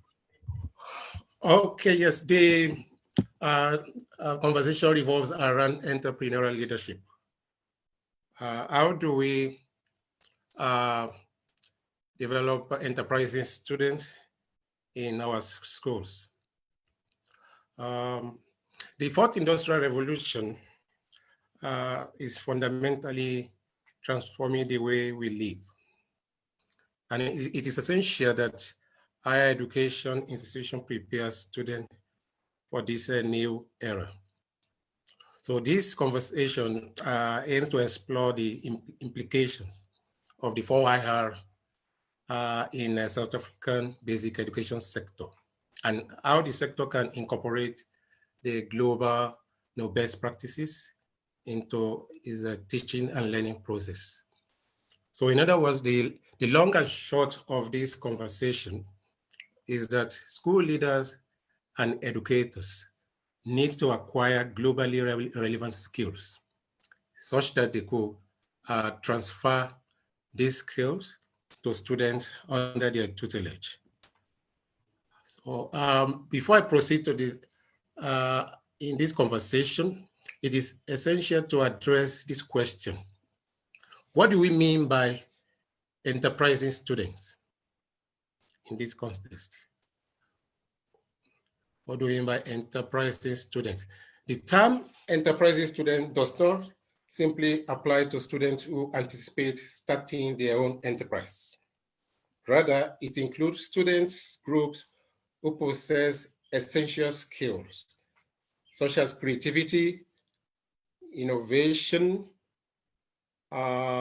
adaptability, ability to think outside of the box, and a proactive mindset. In addition to that, another key question that we might need to address in this regard is, to what extent are South African schools ready for the challenges and opportunities presented by the 4IR? Current literature suggests that South African schools are yet to embrace the 4IR as young individuals in the country face challenges in securing employment due to skill shortages, which hinder their access to job opportunities. This leads us to the strategies required by entrepreneurial leaders to upskill students in the digital era. So I have several of these points here. It is essential that we teach digital literacy in our schools. At the same time, students need to understand how to collaborate. Collaboration leads to interdisciplinary and multidisciplinary studies. So in addition to that, networking opportunities needs to be provided for students. So this will stimulate students to develop willingness to take risks, which is essential for success in the digital era. So what are the 4IR's challenges, on the part of students? The 4IR present challenges for students to acquire the core skills. One of the key challenges is lack of awareness. There exists a limited awareness and understanding of the 4IR on the part of students, including the school stakeholders, teachers and school leaders. Then in addition to that, there is a rapid changes in the landscape, in the school landscape, such that students need to get prepared for the possibility that the skills they acquire may become obsolete as automation advances. So this requires resilience and adaptability. Then in addition to that, another challenge that I want to talk about is a resource constraint. Not all students have equal access to resources such as funding, mentorship, and infrastructure. So addressing these resource disparities can be a challenge for the basic education sector.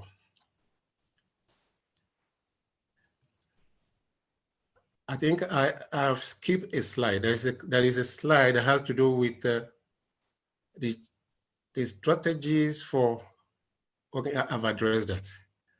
So in conclusion, the developing enterprising students who can thrive in the 4IR requires a focus on entrepreneurial leadership. This can help students to develop the skills and mindset needed to succeed in a rapidly changing world. In other words, entrepreneurial leadership emerges as a vital instrument for equipping students with creativity, innovation, problem-solving skills. These skills are essential for success in the 4IR. The following recommendations are made with respect to the this conversation. The education authorities could encourage school management teams to collaborate and network while experimenting with innovative projects. This approach could enhance education sustainability if well managed. Another recommendation is that incentives could be offered to principals and even SMT members, including teachers, who engage in innovative projects, thereby stimulating innovation in schools. Then the third one is a school industry partnership approach could be embraced. This is a practical strategy for developing entrepreneurial skills among principals, teachers, and students. So as a result of regular interactions between school and industry, participants could learn transferable skills that will be a source of benefit to the school and the whole basic education sector in general. Finally, the principals, teachers, and learners who demonstrate outstanding entrepreneurial attributes could be honored with awards as role models to inspire others. Thank you very much. An inspiring conversation, Rufus, you bring into our midst, particularly around the conceptions of this notion of enterprising, which actually highlights the idea that we need to unleash this potential, but also drive this potential in our schools. There's been some comments in the comments section, particularly from Dr. Naidu, who's very interested in what you're sharing this afternoon, particularly saying that we need to have ways in which we can infuse this into our school communities, particularly in our poor socioeconomic areas where our youth are not finding work and where entrepreneurship and this conception of enterprising can be really, really useful. So I don't know if you just want to maybe just comment a little bit on how school teachers, school principals, the curriculum? What would be the ways in which some of this, around the creativity and collaboration, what would be more actionable ways in which this can take place?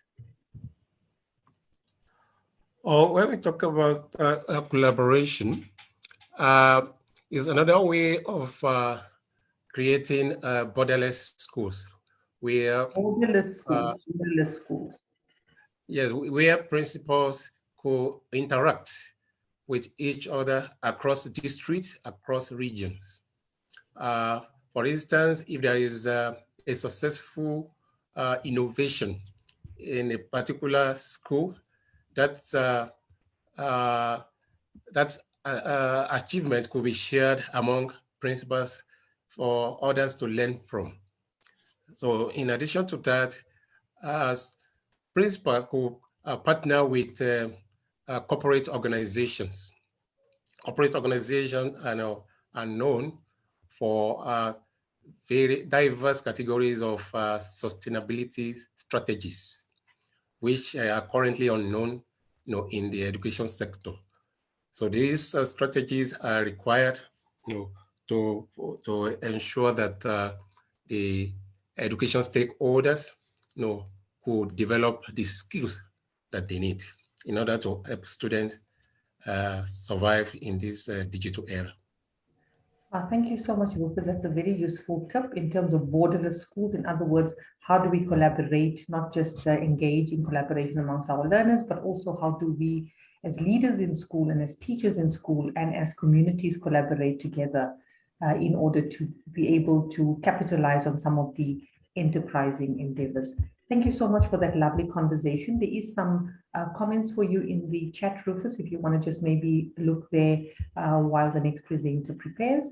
And definitely in the chat room, I'm sure people will engage with you further on this topic. But our next speaker maybe will be able to also shed some light on this idea of entrepreneurship, as well as how do we engage with students or learners in a way that is enterprising. And she is Mrs.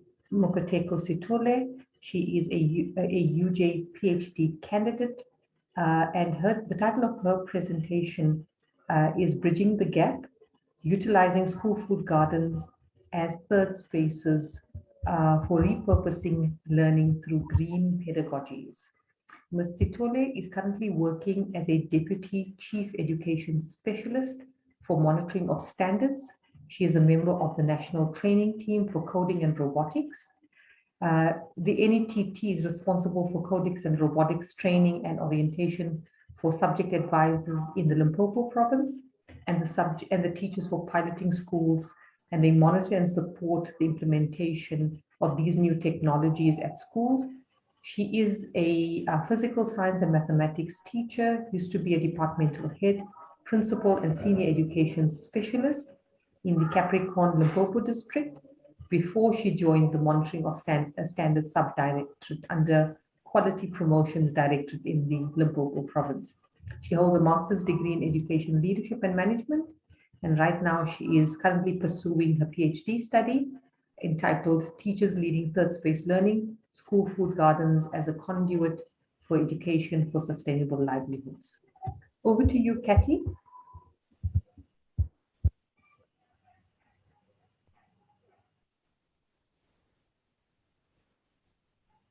We can see your slides, Kathy. I don't know if you want to put it into presentation mode.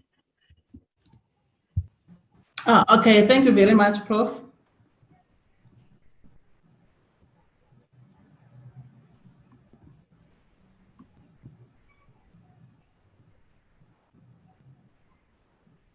Are my slides still visible? Yes, they are. But it's not in presentation mode. So I don't know if you want to maybe put it into presentation mode. It's not in presentation mode. Okay, yeah. Let me go back. Yeah. If you go down at the bottom, there's that little button there. Stop sharing.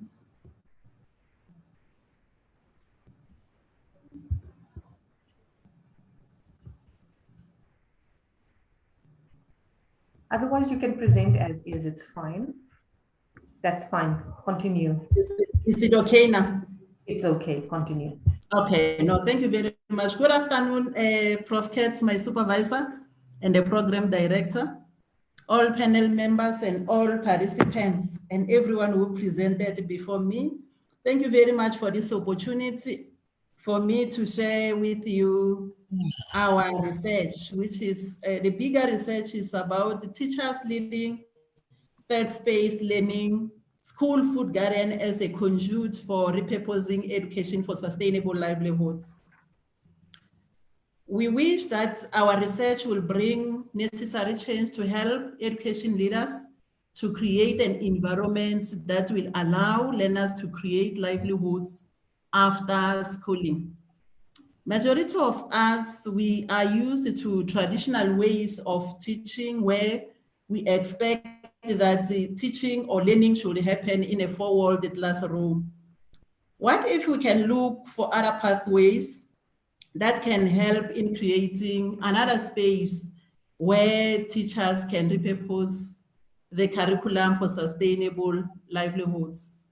Considering that the learners are coming from home, that we consider as the first space where we believe that learning is taking place, though it may be informal.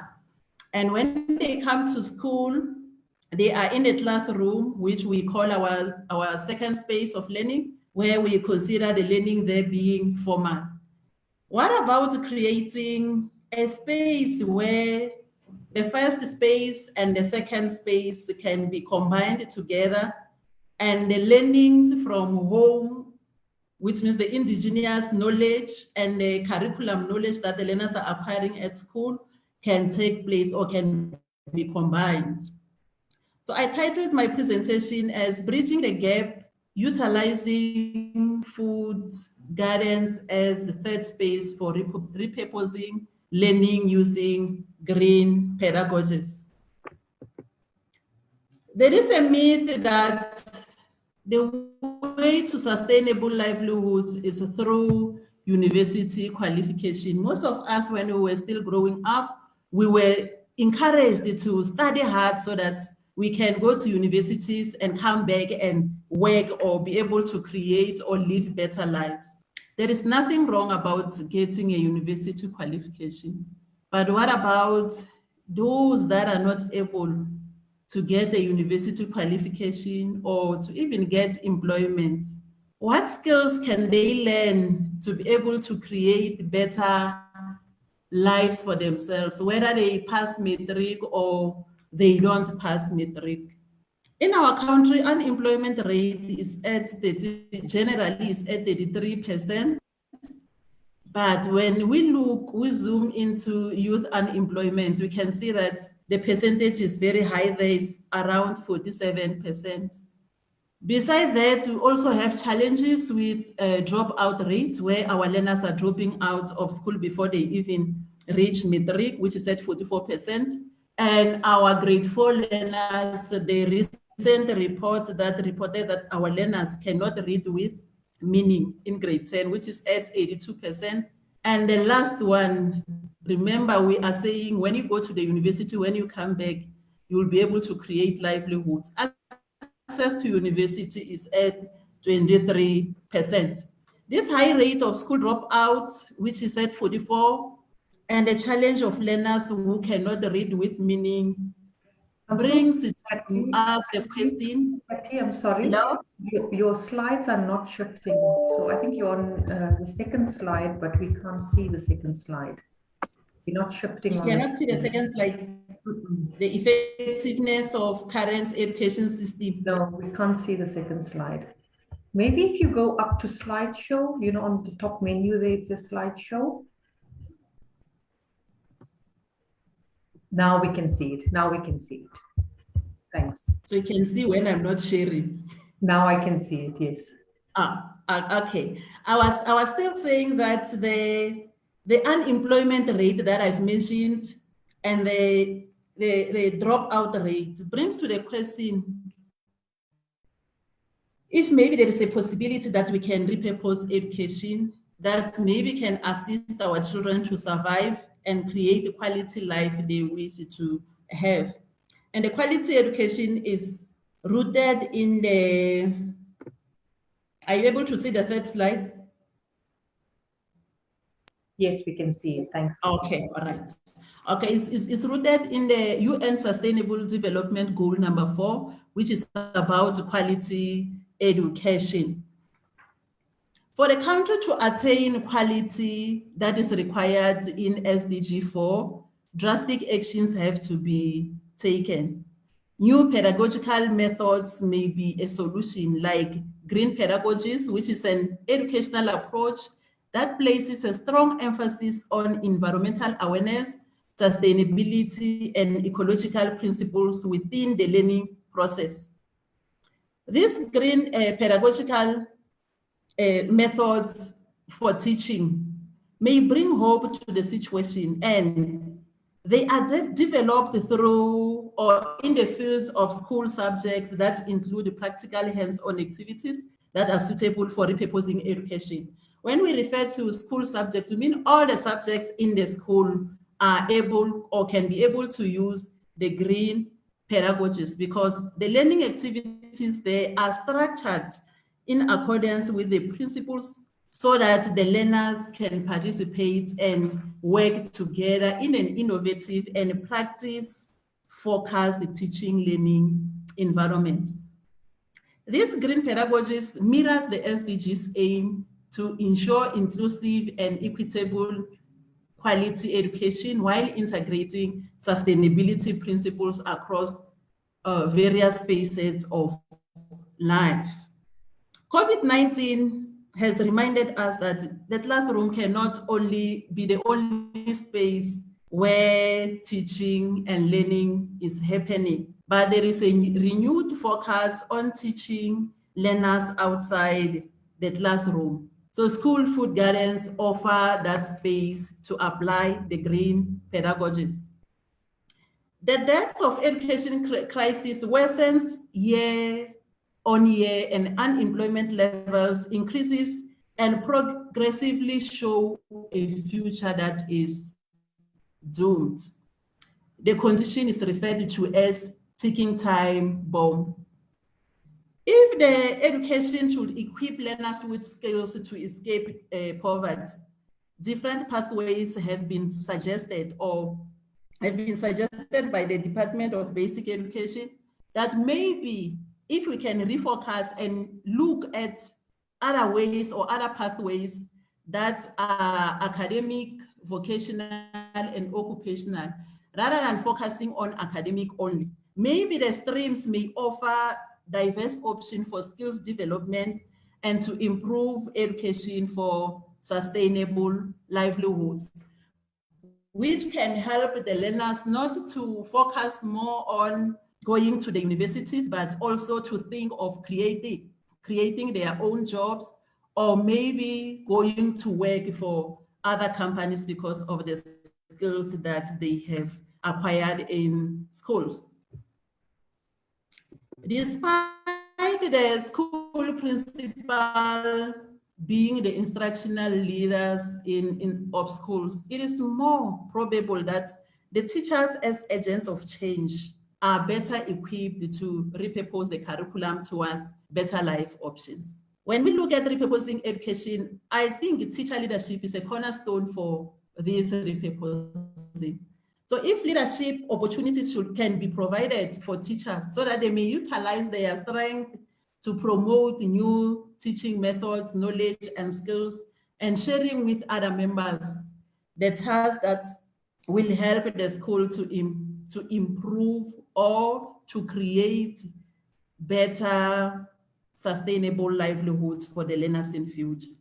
This teacher leadership is a process by which teachers individually or collectively influence their colleagues and principals to see to it that they improve their teaching and their learning practices. So collaborative efforts, innovative teaching practices, and supportive environments are essential for achieving these sustainable livelihoods and educational success, which means the teachers offers hope of repurposing education, since they are the ones that are at the coalface of teaching, I believe that they know better on what is more relevant that can be taught to the learners to be able to create better livelihoods. The aim of the study that we were doing, it was to understand how teachers repurpose education for sustainable livelihoods using green pedagogical approaches. This study provides insight into how a group of teachers from this one primary school in Hoedspruit area in South Africa at a rural primary school collaborated with community members and other stakeholders to repurpose the school curriculum towards sustainable livelihoods.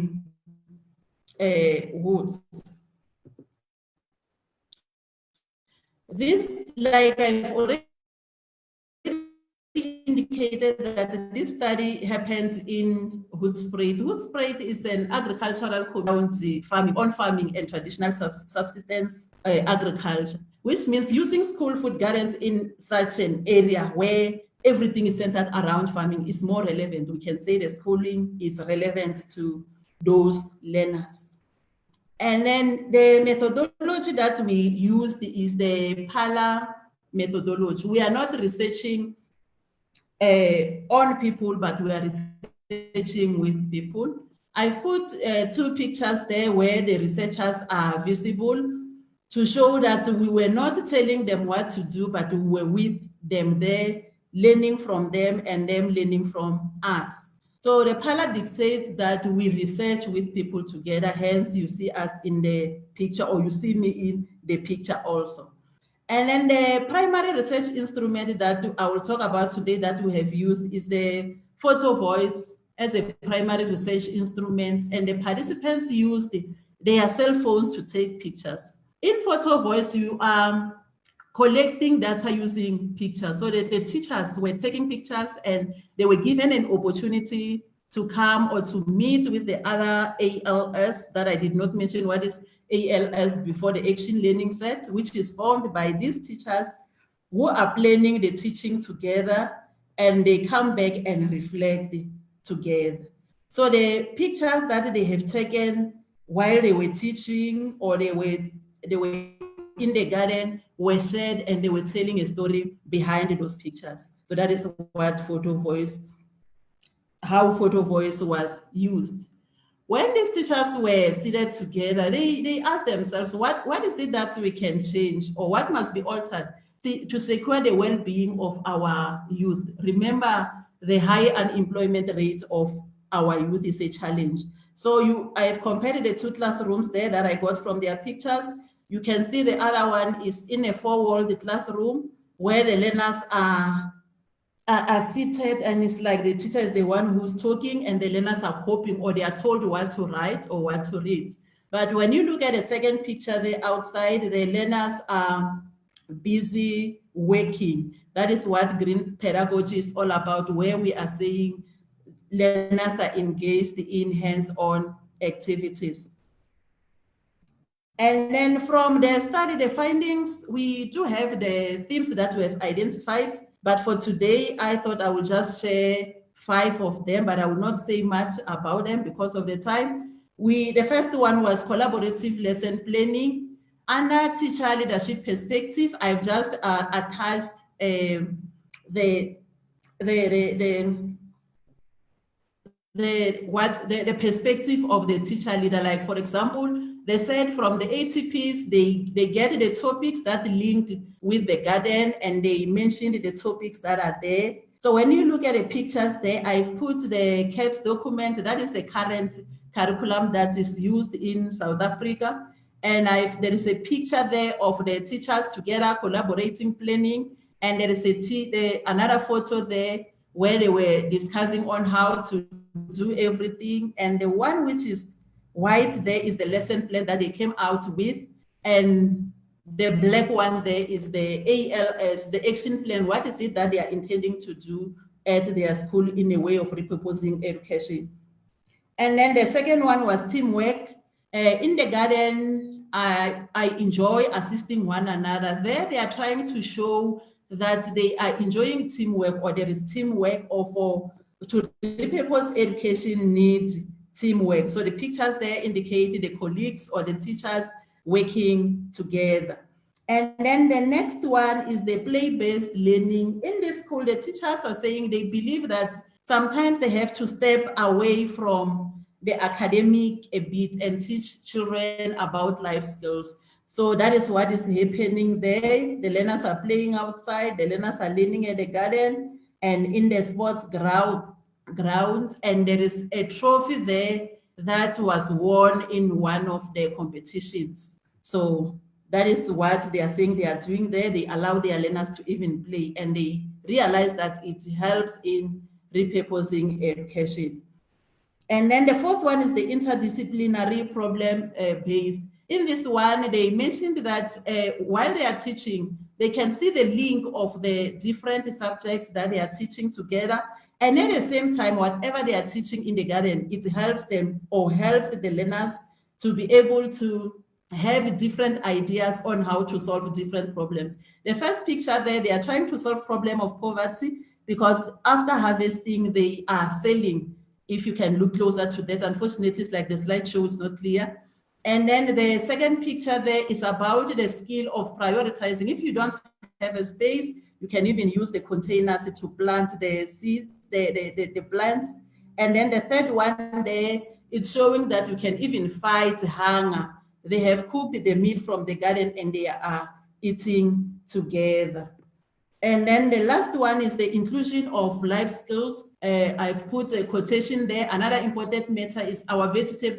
From our vegetable, we are able to harvest and take them to the old people when they collect grant, and we arrange there. They are trying to say that they are selling. There is a price there that they will sell the harvest. They will sell the plants, or they will sell the vegetables to the people from the community, which means they are even teaching the learners the skills of making money. I'm happy Dr. Rufus was talking about the entrepreneur skills. So in this school, they are also doing that.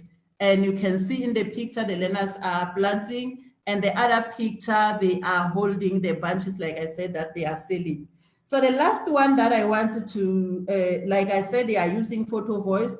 This is one of the teachers, the life skills teacher, grade 2 life skills teacher, explaining how she's using the garden to repurpose education, to teach learners how they can create their own livelihoods. I'm not sure if it will be able to play, the volume from that other end, but I tried it before the presentations. Can I play it? It's just a minute. We'll tell the learners that this tree. We can hear it, but it's very faint. Maybe you need to increase the volume on your side. So stop, increase the volume on your side. This, as you can see, you can eat a fruit of this tree. You can get juice, which is made from these fruits. In the shop, when you go in the shop, if you want to do practical, you can have this name and then get a juice which is made from this fruits for the banana. And then the learners, when we go some trees, they want to see what we told them in the shop. They say, "Ma'am, I want the juice of the pomegranate." Then I help them to read on where we put them down. Then they get the juice of pomegranate. Then they drink. Then they get vitamin C from it. Thank you very much. That is what I wanted to share with you from our research. Thank you so much, Katie. And Thank it sounds you. to me like you have a few of your staff members here who are also learning about your research, which I'm really happy to see that online as well. Many people are really liking the connection between your and Rufus's conversations, and particularly your conversation brings into the room how this can be done in a way in which teachers can lead curriculum. And then this is a good example of how that might be. So I think the time has come for us to, engage with one another. But before we go into the breakout rooms, I would just like to say that the way in which we structured the breakout rooms is that the rooms go according to the conference themes. There are 3 themes that we have worked with today. And so each of the rooms, you can choose to go into either leading sustainability consciousness, you can go into the room of leading curriculum for sustainable futures, or you can go into the room leading green pedagogical approaches. So all 3 rooms are available and you have a choice to go into any one of those 3 rooms. And in those rooms, I'm hoping you're going to find an interesting group of people. There is a moderator in each of the rooms, but I'm hoping that you're going to find an interesting group of people to be able to further engage with around some of the topics that we had discussed today. Mitesh, if you could just put us into breakout rooms, please.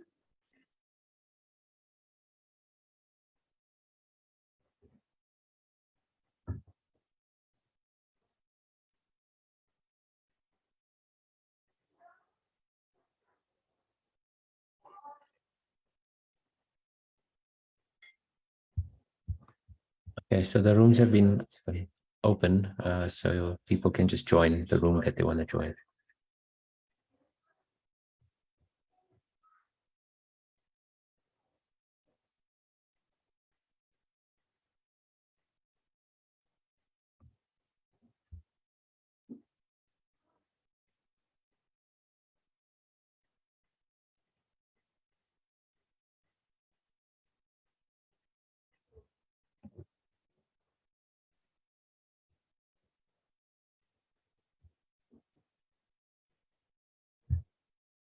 Good afternoon, colleagues. Welcome to Breakaway Room 1. I am Mamsi Naidu, as you can see. Thank you. I see Kat's also joined us. Very good. Yes, let's get this conversation started. Leading sustainability consciousness. Hi, Mamsi. Sorry. No, you're not yet in the room. Just join you.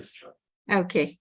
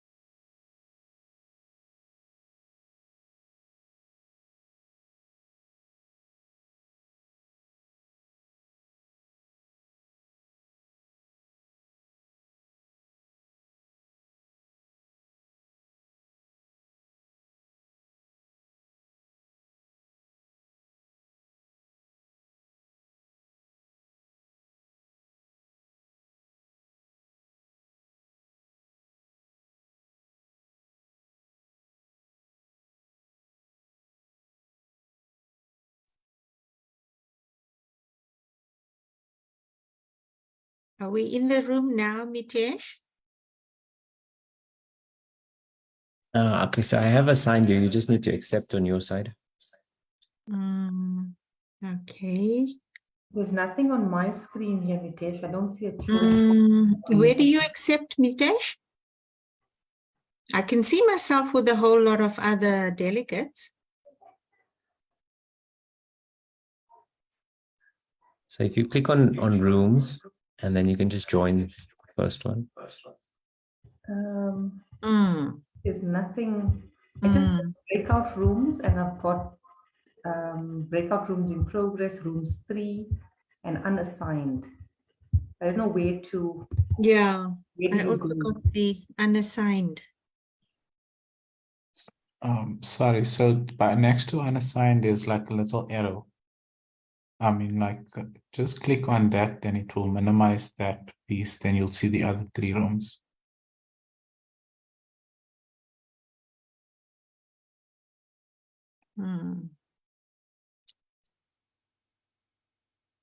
Let's see.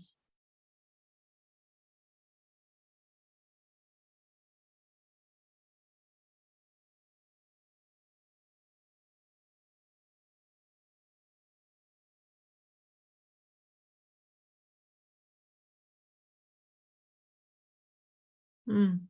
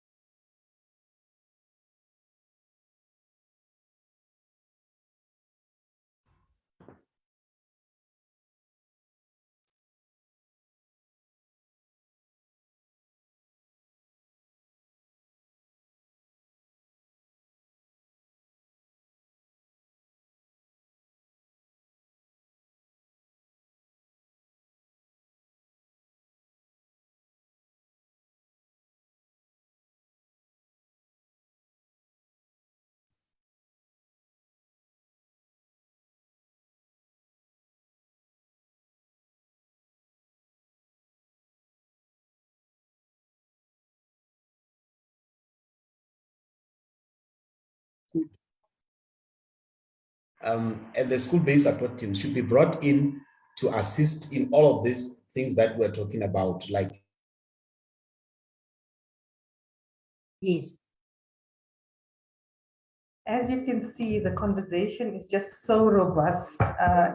People are just needing more time. And I think that this is the problem with these things, the allocation of limited time to just have everyone's voices heard. I popped into each of the breakout rooms and really, I think such an amazing, robust conversation. Lotus, I'm sorry that you were cut off, but really another important point that you brought to the fore. But what I'd like to do now is to say, let us keep the conversation going. We don't have to wait for a conference, but certainly we can on our social media platforms and in other spaces, let us keep the conversation around education for sustainability going. We'll create a hashtag and really invite all of you, whoever's on Facebook, Twitter, or any of the social media platforms, please continue the conversation in those media. So that we can, go beyond the conference, because that's just the point. The conference is to stimulate, something that needs a conversation. And then the continuity of that, we need to build it within our own agency to continue that on our platforms. I will on the chat share some of the platforms that I participate in, and Kagiso Trust is on a platform, UJ is on a platform, and the NECT is also on a platform. So we'll share our Twitter handles, our Facebook, pages and so forth, so that you guys can just continue the conversation. But before we proceed, we just want to pull up the Mentimeter results, just to see what people had, thought about in terms of what were the ideas around sustainability that people had come up with. And so we asked the question, what does sustainability mean to you? And look at some of the most amazing definitions that people have come up with. So somebody said education for longevity. And so the idea is that education does not end. And so how do we create the kind of education that will enable people to become lifelong learners, that will enable them to be problem solvers and developers and creators of the future over the long term, rather than just for a textbook or just for a short period of time. And then somebody said, everybody bottoms up, taking care of the planet for the future. And I think this kind of sustainability idea comes up from the point of view that climate change and all of the different disasters that we're seeing in the world right now means that we're not taking care of the planet. And how do we go about that? Another person says education that is all inclusive. In other words, inclusive of all knowledges, inclusive of all people. And I think the idea of borderless education that Dr. Omotosho brought in comes into that definition. And somebody says to be enthusiastic about the changes that we have for the future, be prepared to access various platforms. So again, somebody's talking about the future, but one where we are enthusiastic about the changes, where we are embracing the various ways in which we can be a part of the change that we'd like to see in the world. Somebody says, preparing students for 21st century demands, and very, very quickly we're moving into the 5th and 6th industrial revolutions, where we have to go beyond even what we know today to be 21st century skills. And so enterprising is one of those things that I learned today and I took away today as one of the things that I need to include in my own work. Staying relevant and considering the future, in other words, having responsive, relevant education that always speaks to the future. And as you all would know, many of the jobs that we have today are not going to be there in the future. Automation is really taking over, so many of our jobs. And so how do we prepare our kids for a future that looks like that? And then another person says, education that creates opportunities for our children to live a better life. And I think at the core of it, that is really what we're looking for. We're looking for education that leads towards a life that everybody can lead in a way that's going to be humane and that's going to be better than what we have right now. And then somebody says quality education for all, that is about innovation. And again, the idea that innovation is one of those things that we need to keep into our mind. Arts integrated education that came up, and arts is always involved with creativity, And Rufus mentioned collaboration, creativity as part of being enterprising. And so again, you know, this brings to our consciousness that we need to have inter and multidisciplinary ways in which we engage with teaching and learning. And then the design of programs that are sensible to the needs of the future. As long as we have today and utilize resources at our disposal, but we don't destroy, I can't see the rest of it there, but we don't destroy for the future. I think it's just cut off on the side, Mitesh, but that's fine. In other words, the last person here is actually saying that we use what resources we have, we use it in a considerate and sustainable way so that we don't destroy our earth for future generations. So some lovely, lovely conversations around sustainability. And we really appreciate your contribution there. But now I hand over to Dr. Mkhize, Bongani Mkhize, who has very beautifully, I think, throughout all our conversations, collated for us our learnings for today. So over to you, Bongani.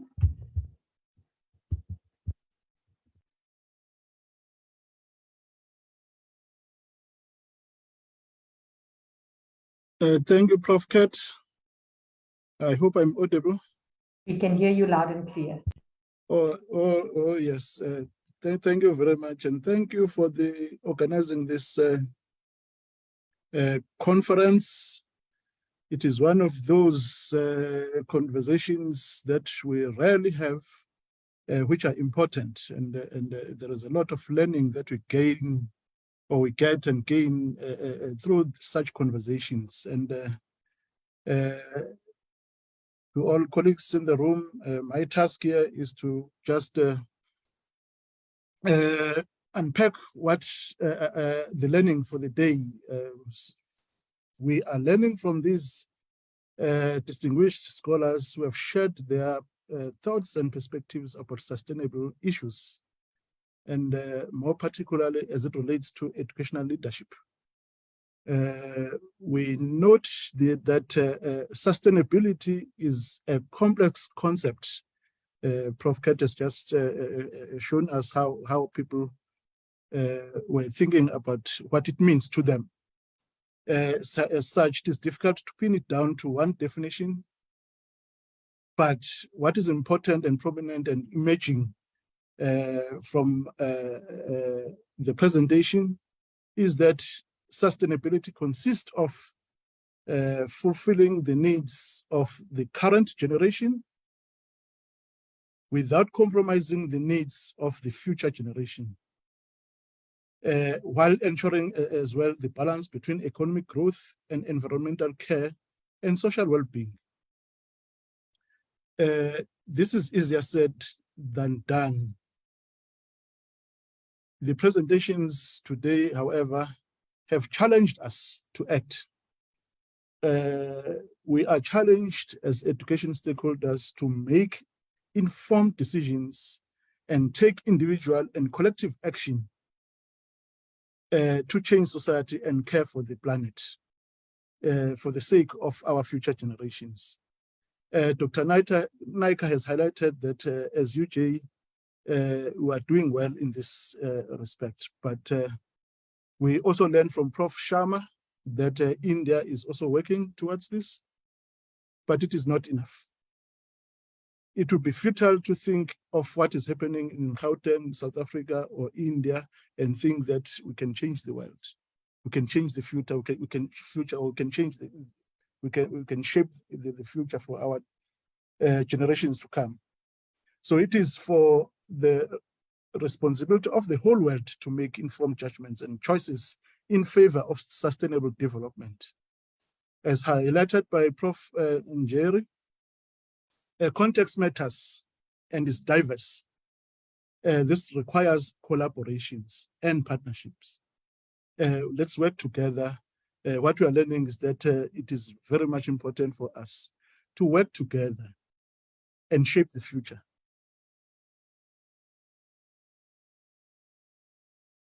As leaders, we have agents to raise consciousness. That's what speakers are saying. Sustainability, attitudes and behaviors of others. the issue of policies also came out. We need to be in the forefront in shaping the policies. After all, leadership is about influencing others towards common goals. We are called upon to lead sustainability, to raise consciousness, lead curriculum for sustainable futures, and lead green pedagogies approaches. Prof. Njeri challenges us and tells us that education futures are in our hands. She challenges us to expand our imagination, apply different lenses and action. We are empowered as educational stakeholders to make informed decisions and take individual and collective action to change the society and care for the planet, and not destroy the planet. Noting that the context is volatile, it's uncertain, it's complex, and it's ambiguous. VUCA, as she says it. Multiple kinds of futures are possible. And there are many different paths, meaning that we all have a task and a duty to shape the future. We are also learning from the presentations today that this is a complex and evolving process that often challenges and works to transform existing approaches to education. So the existing approaches to education needs to shift. Dr. Omotosho gave some strategies about how schools could go about doing this, highlighting the global relevant skills, enterprising students. I like that one, and I think one needs to go and look it further. The enterprising students, and we need to push that direction. Developing crucial skills essential to mitigate challenges presented by 4IR or 6IR or 7IR, as others are highlighting. Stimulate innovative projects. Teach transferable skills.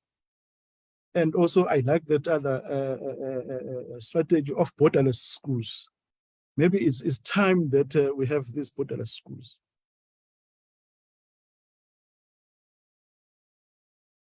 And in Ms. Toller's presentation, we also learned that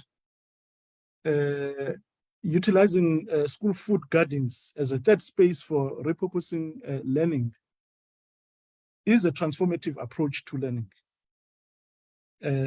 involving learning through doing. It is very much thoughtful and innovative. I like the idea, and we're learning from it. And it challenges the existing approaches to learning. And this calls for us as leaders, again, to be cognizant of such strategies. And in one way or another, embrace these innovative and exploratory approaches. The food gardens as a third space of repurposing learning, it means encouraging exploration of new ideas, self-discovery and action-taking. It is a boundary-crossing approach, in my view, that includes both formal, informal learning settings and actors. You can bring in even the indigenous knowledge. Integration of in the indigenous knowledge systems is highlighted as important for sustainability. And this is an interesting adventure which could be scaled up, in my thought, and strengthened through capacity building. That is required, training, and continuing professional development in formal, as in our institutions, or in non-formal, and also in informal learning settings.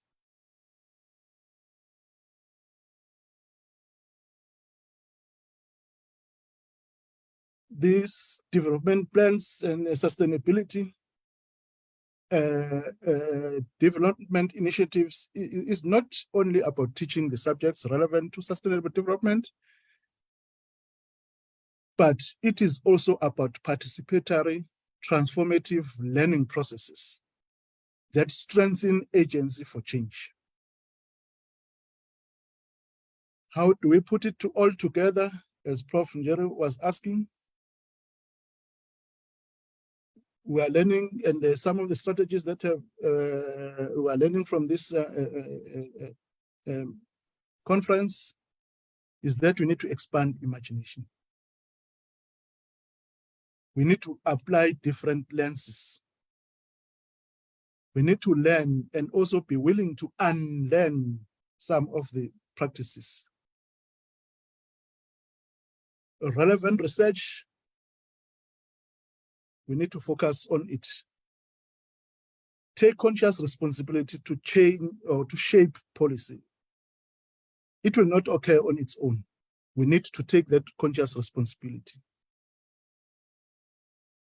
And more importantly, the participants here highlighted that we cannot work in silos. We need to collaborate, and collaborate. We are called to be agents for change and actually start actioning identified strategies. Prof. Kurt and all in this conference, in the words of Dr. Njeri, education futures are in our hands. The conversation, the learning continues. Thank you. Thank you for this opportunity, Prof. Thank you very much, all of in the room.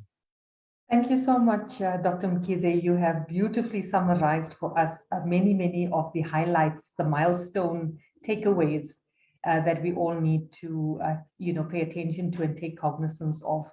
And for everybody in the room, everything that Dr. Mkhize has said, we are going to capture it and we are going to set it as part of our beginnings for tomorrow so that we don't lose sight of our current learning. So thank you so much, Bongani, for that. That was really beautifully collated and put together. We really appreciate it. And so with that, guys, we are heading almost to the end of proceedings for today of a very lovely, energetic, generative day. And that leaves us with Ms. Mandisa Tselane from Kagiso Trust to do the closure and the vote of thanks. Mandisa, over to you. Thank you, Prof. And thanks to you for always being so invested in the space. We really appreciate that. And again, thank you to Soraya for a warm orange welcome. I'm so sorry, Mandisa, we can't see your face. We can see the background, but we can't see you. There you are. There you are. Sorry about that. Can you see me properly now? Okay. We can see you fully. Much. And heartily congratulations to you, Jay, for a notable congratulations towards the SDGs and such that it's able to be measured. I think that's a very, very huge contributions. And we don't take that lightly at Kagiso Trust because it's in line with our vision. It's in line with what we're trying to achieve. So we could not have chosen a better partnership in this space. So, Prof, for today, I would like to say thank you to everybody who has joined. And I hope they've enjoyed these proceedings as much as we have invested so much time in planning this conference and anticipated that these discussions will provide the necessary insight. As Dr. Mkhize has said, that it's a necessary topic. So we cannot only be discussing the SDGs only if there is the leadership conference, only if there's UNGA, only if there's this needs to be an ongoing topic. So it is indeed a necessary topic, especially because we are beginning to see these effects of climate change in South Africa. And just last week, we saw the challenges in Cape Town with the little tsunami that they have experienced. So today, we have learned a lot from our presenters. So we've also, through this topic, understood that why it's actually necessary that all hands are on deck. Children, communities are all instrumental as partners, so that as early as possible, they get involved in understanding the importance of sustainable development. And we've also learned that the importance of looking at this education with a future lens. So, and for as much as STEM is important, arts and indigenous knowledge is very important, and Dr. Mkhize has reminded us with that. Prof, on behalf of Kagiso Trust, our Board of Trustees and our management, UJ, our partner, NECT, I would like to extend a sincere thank you for everybody who's joined until this time, our presenters, who shared this well in-depth insights, sharing with us. And I hope as we leave this conference, we're able to take these learnings and share these discussions and translate them into actionable items. So just to note, as that this is day 1, there'll be day 2 tomorrow from 1. Discussions will continue. We hope that they continue on social media. Presentations and the recordings will be available on the Kagiso Trust website, the UJ website, as well as the NECT website. We appreciate all the engagements on the charts, as well as discussions that happened on the breakaway rooms. They will also form part of the report that will be shared and be available on the website.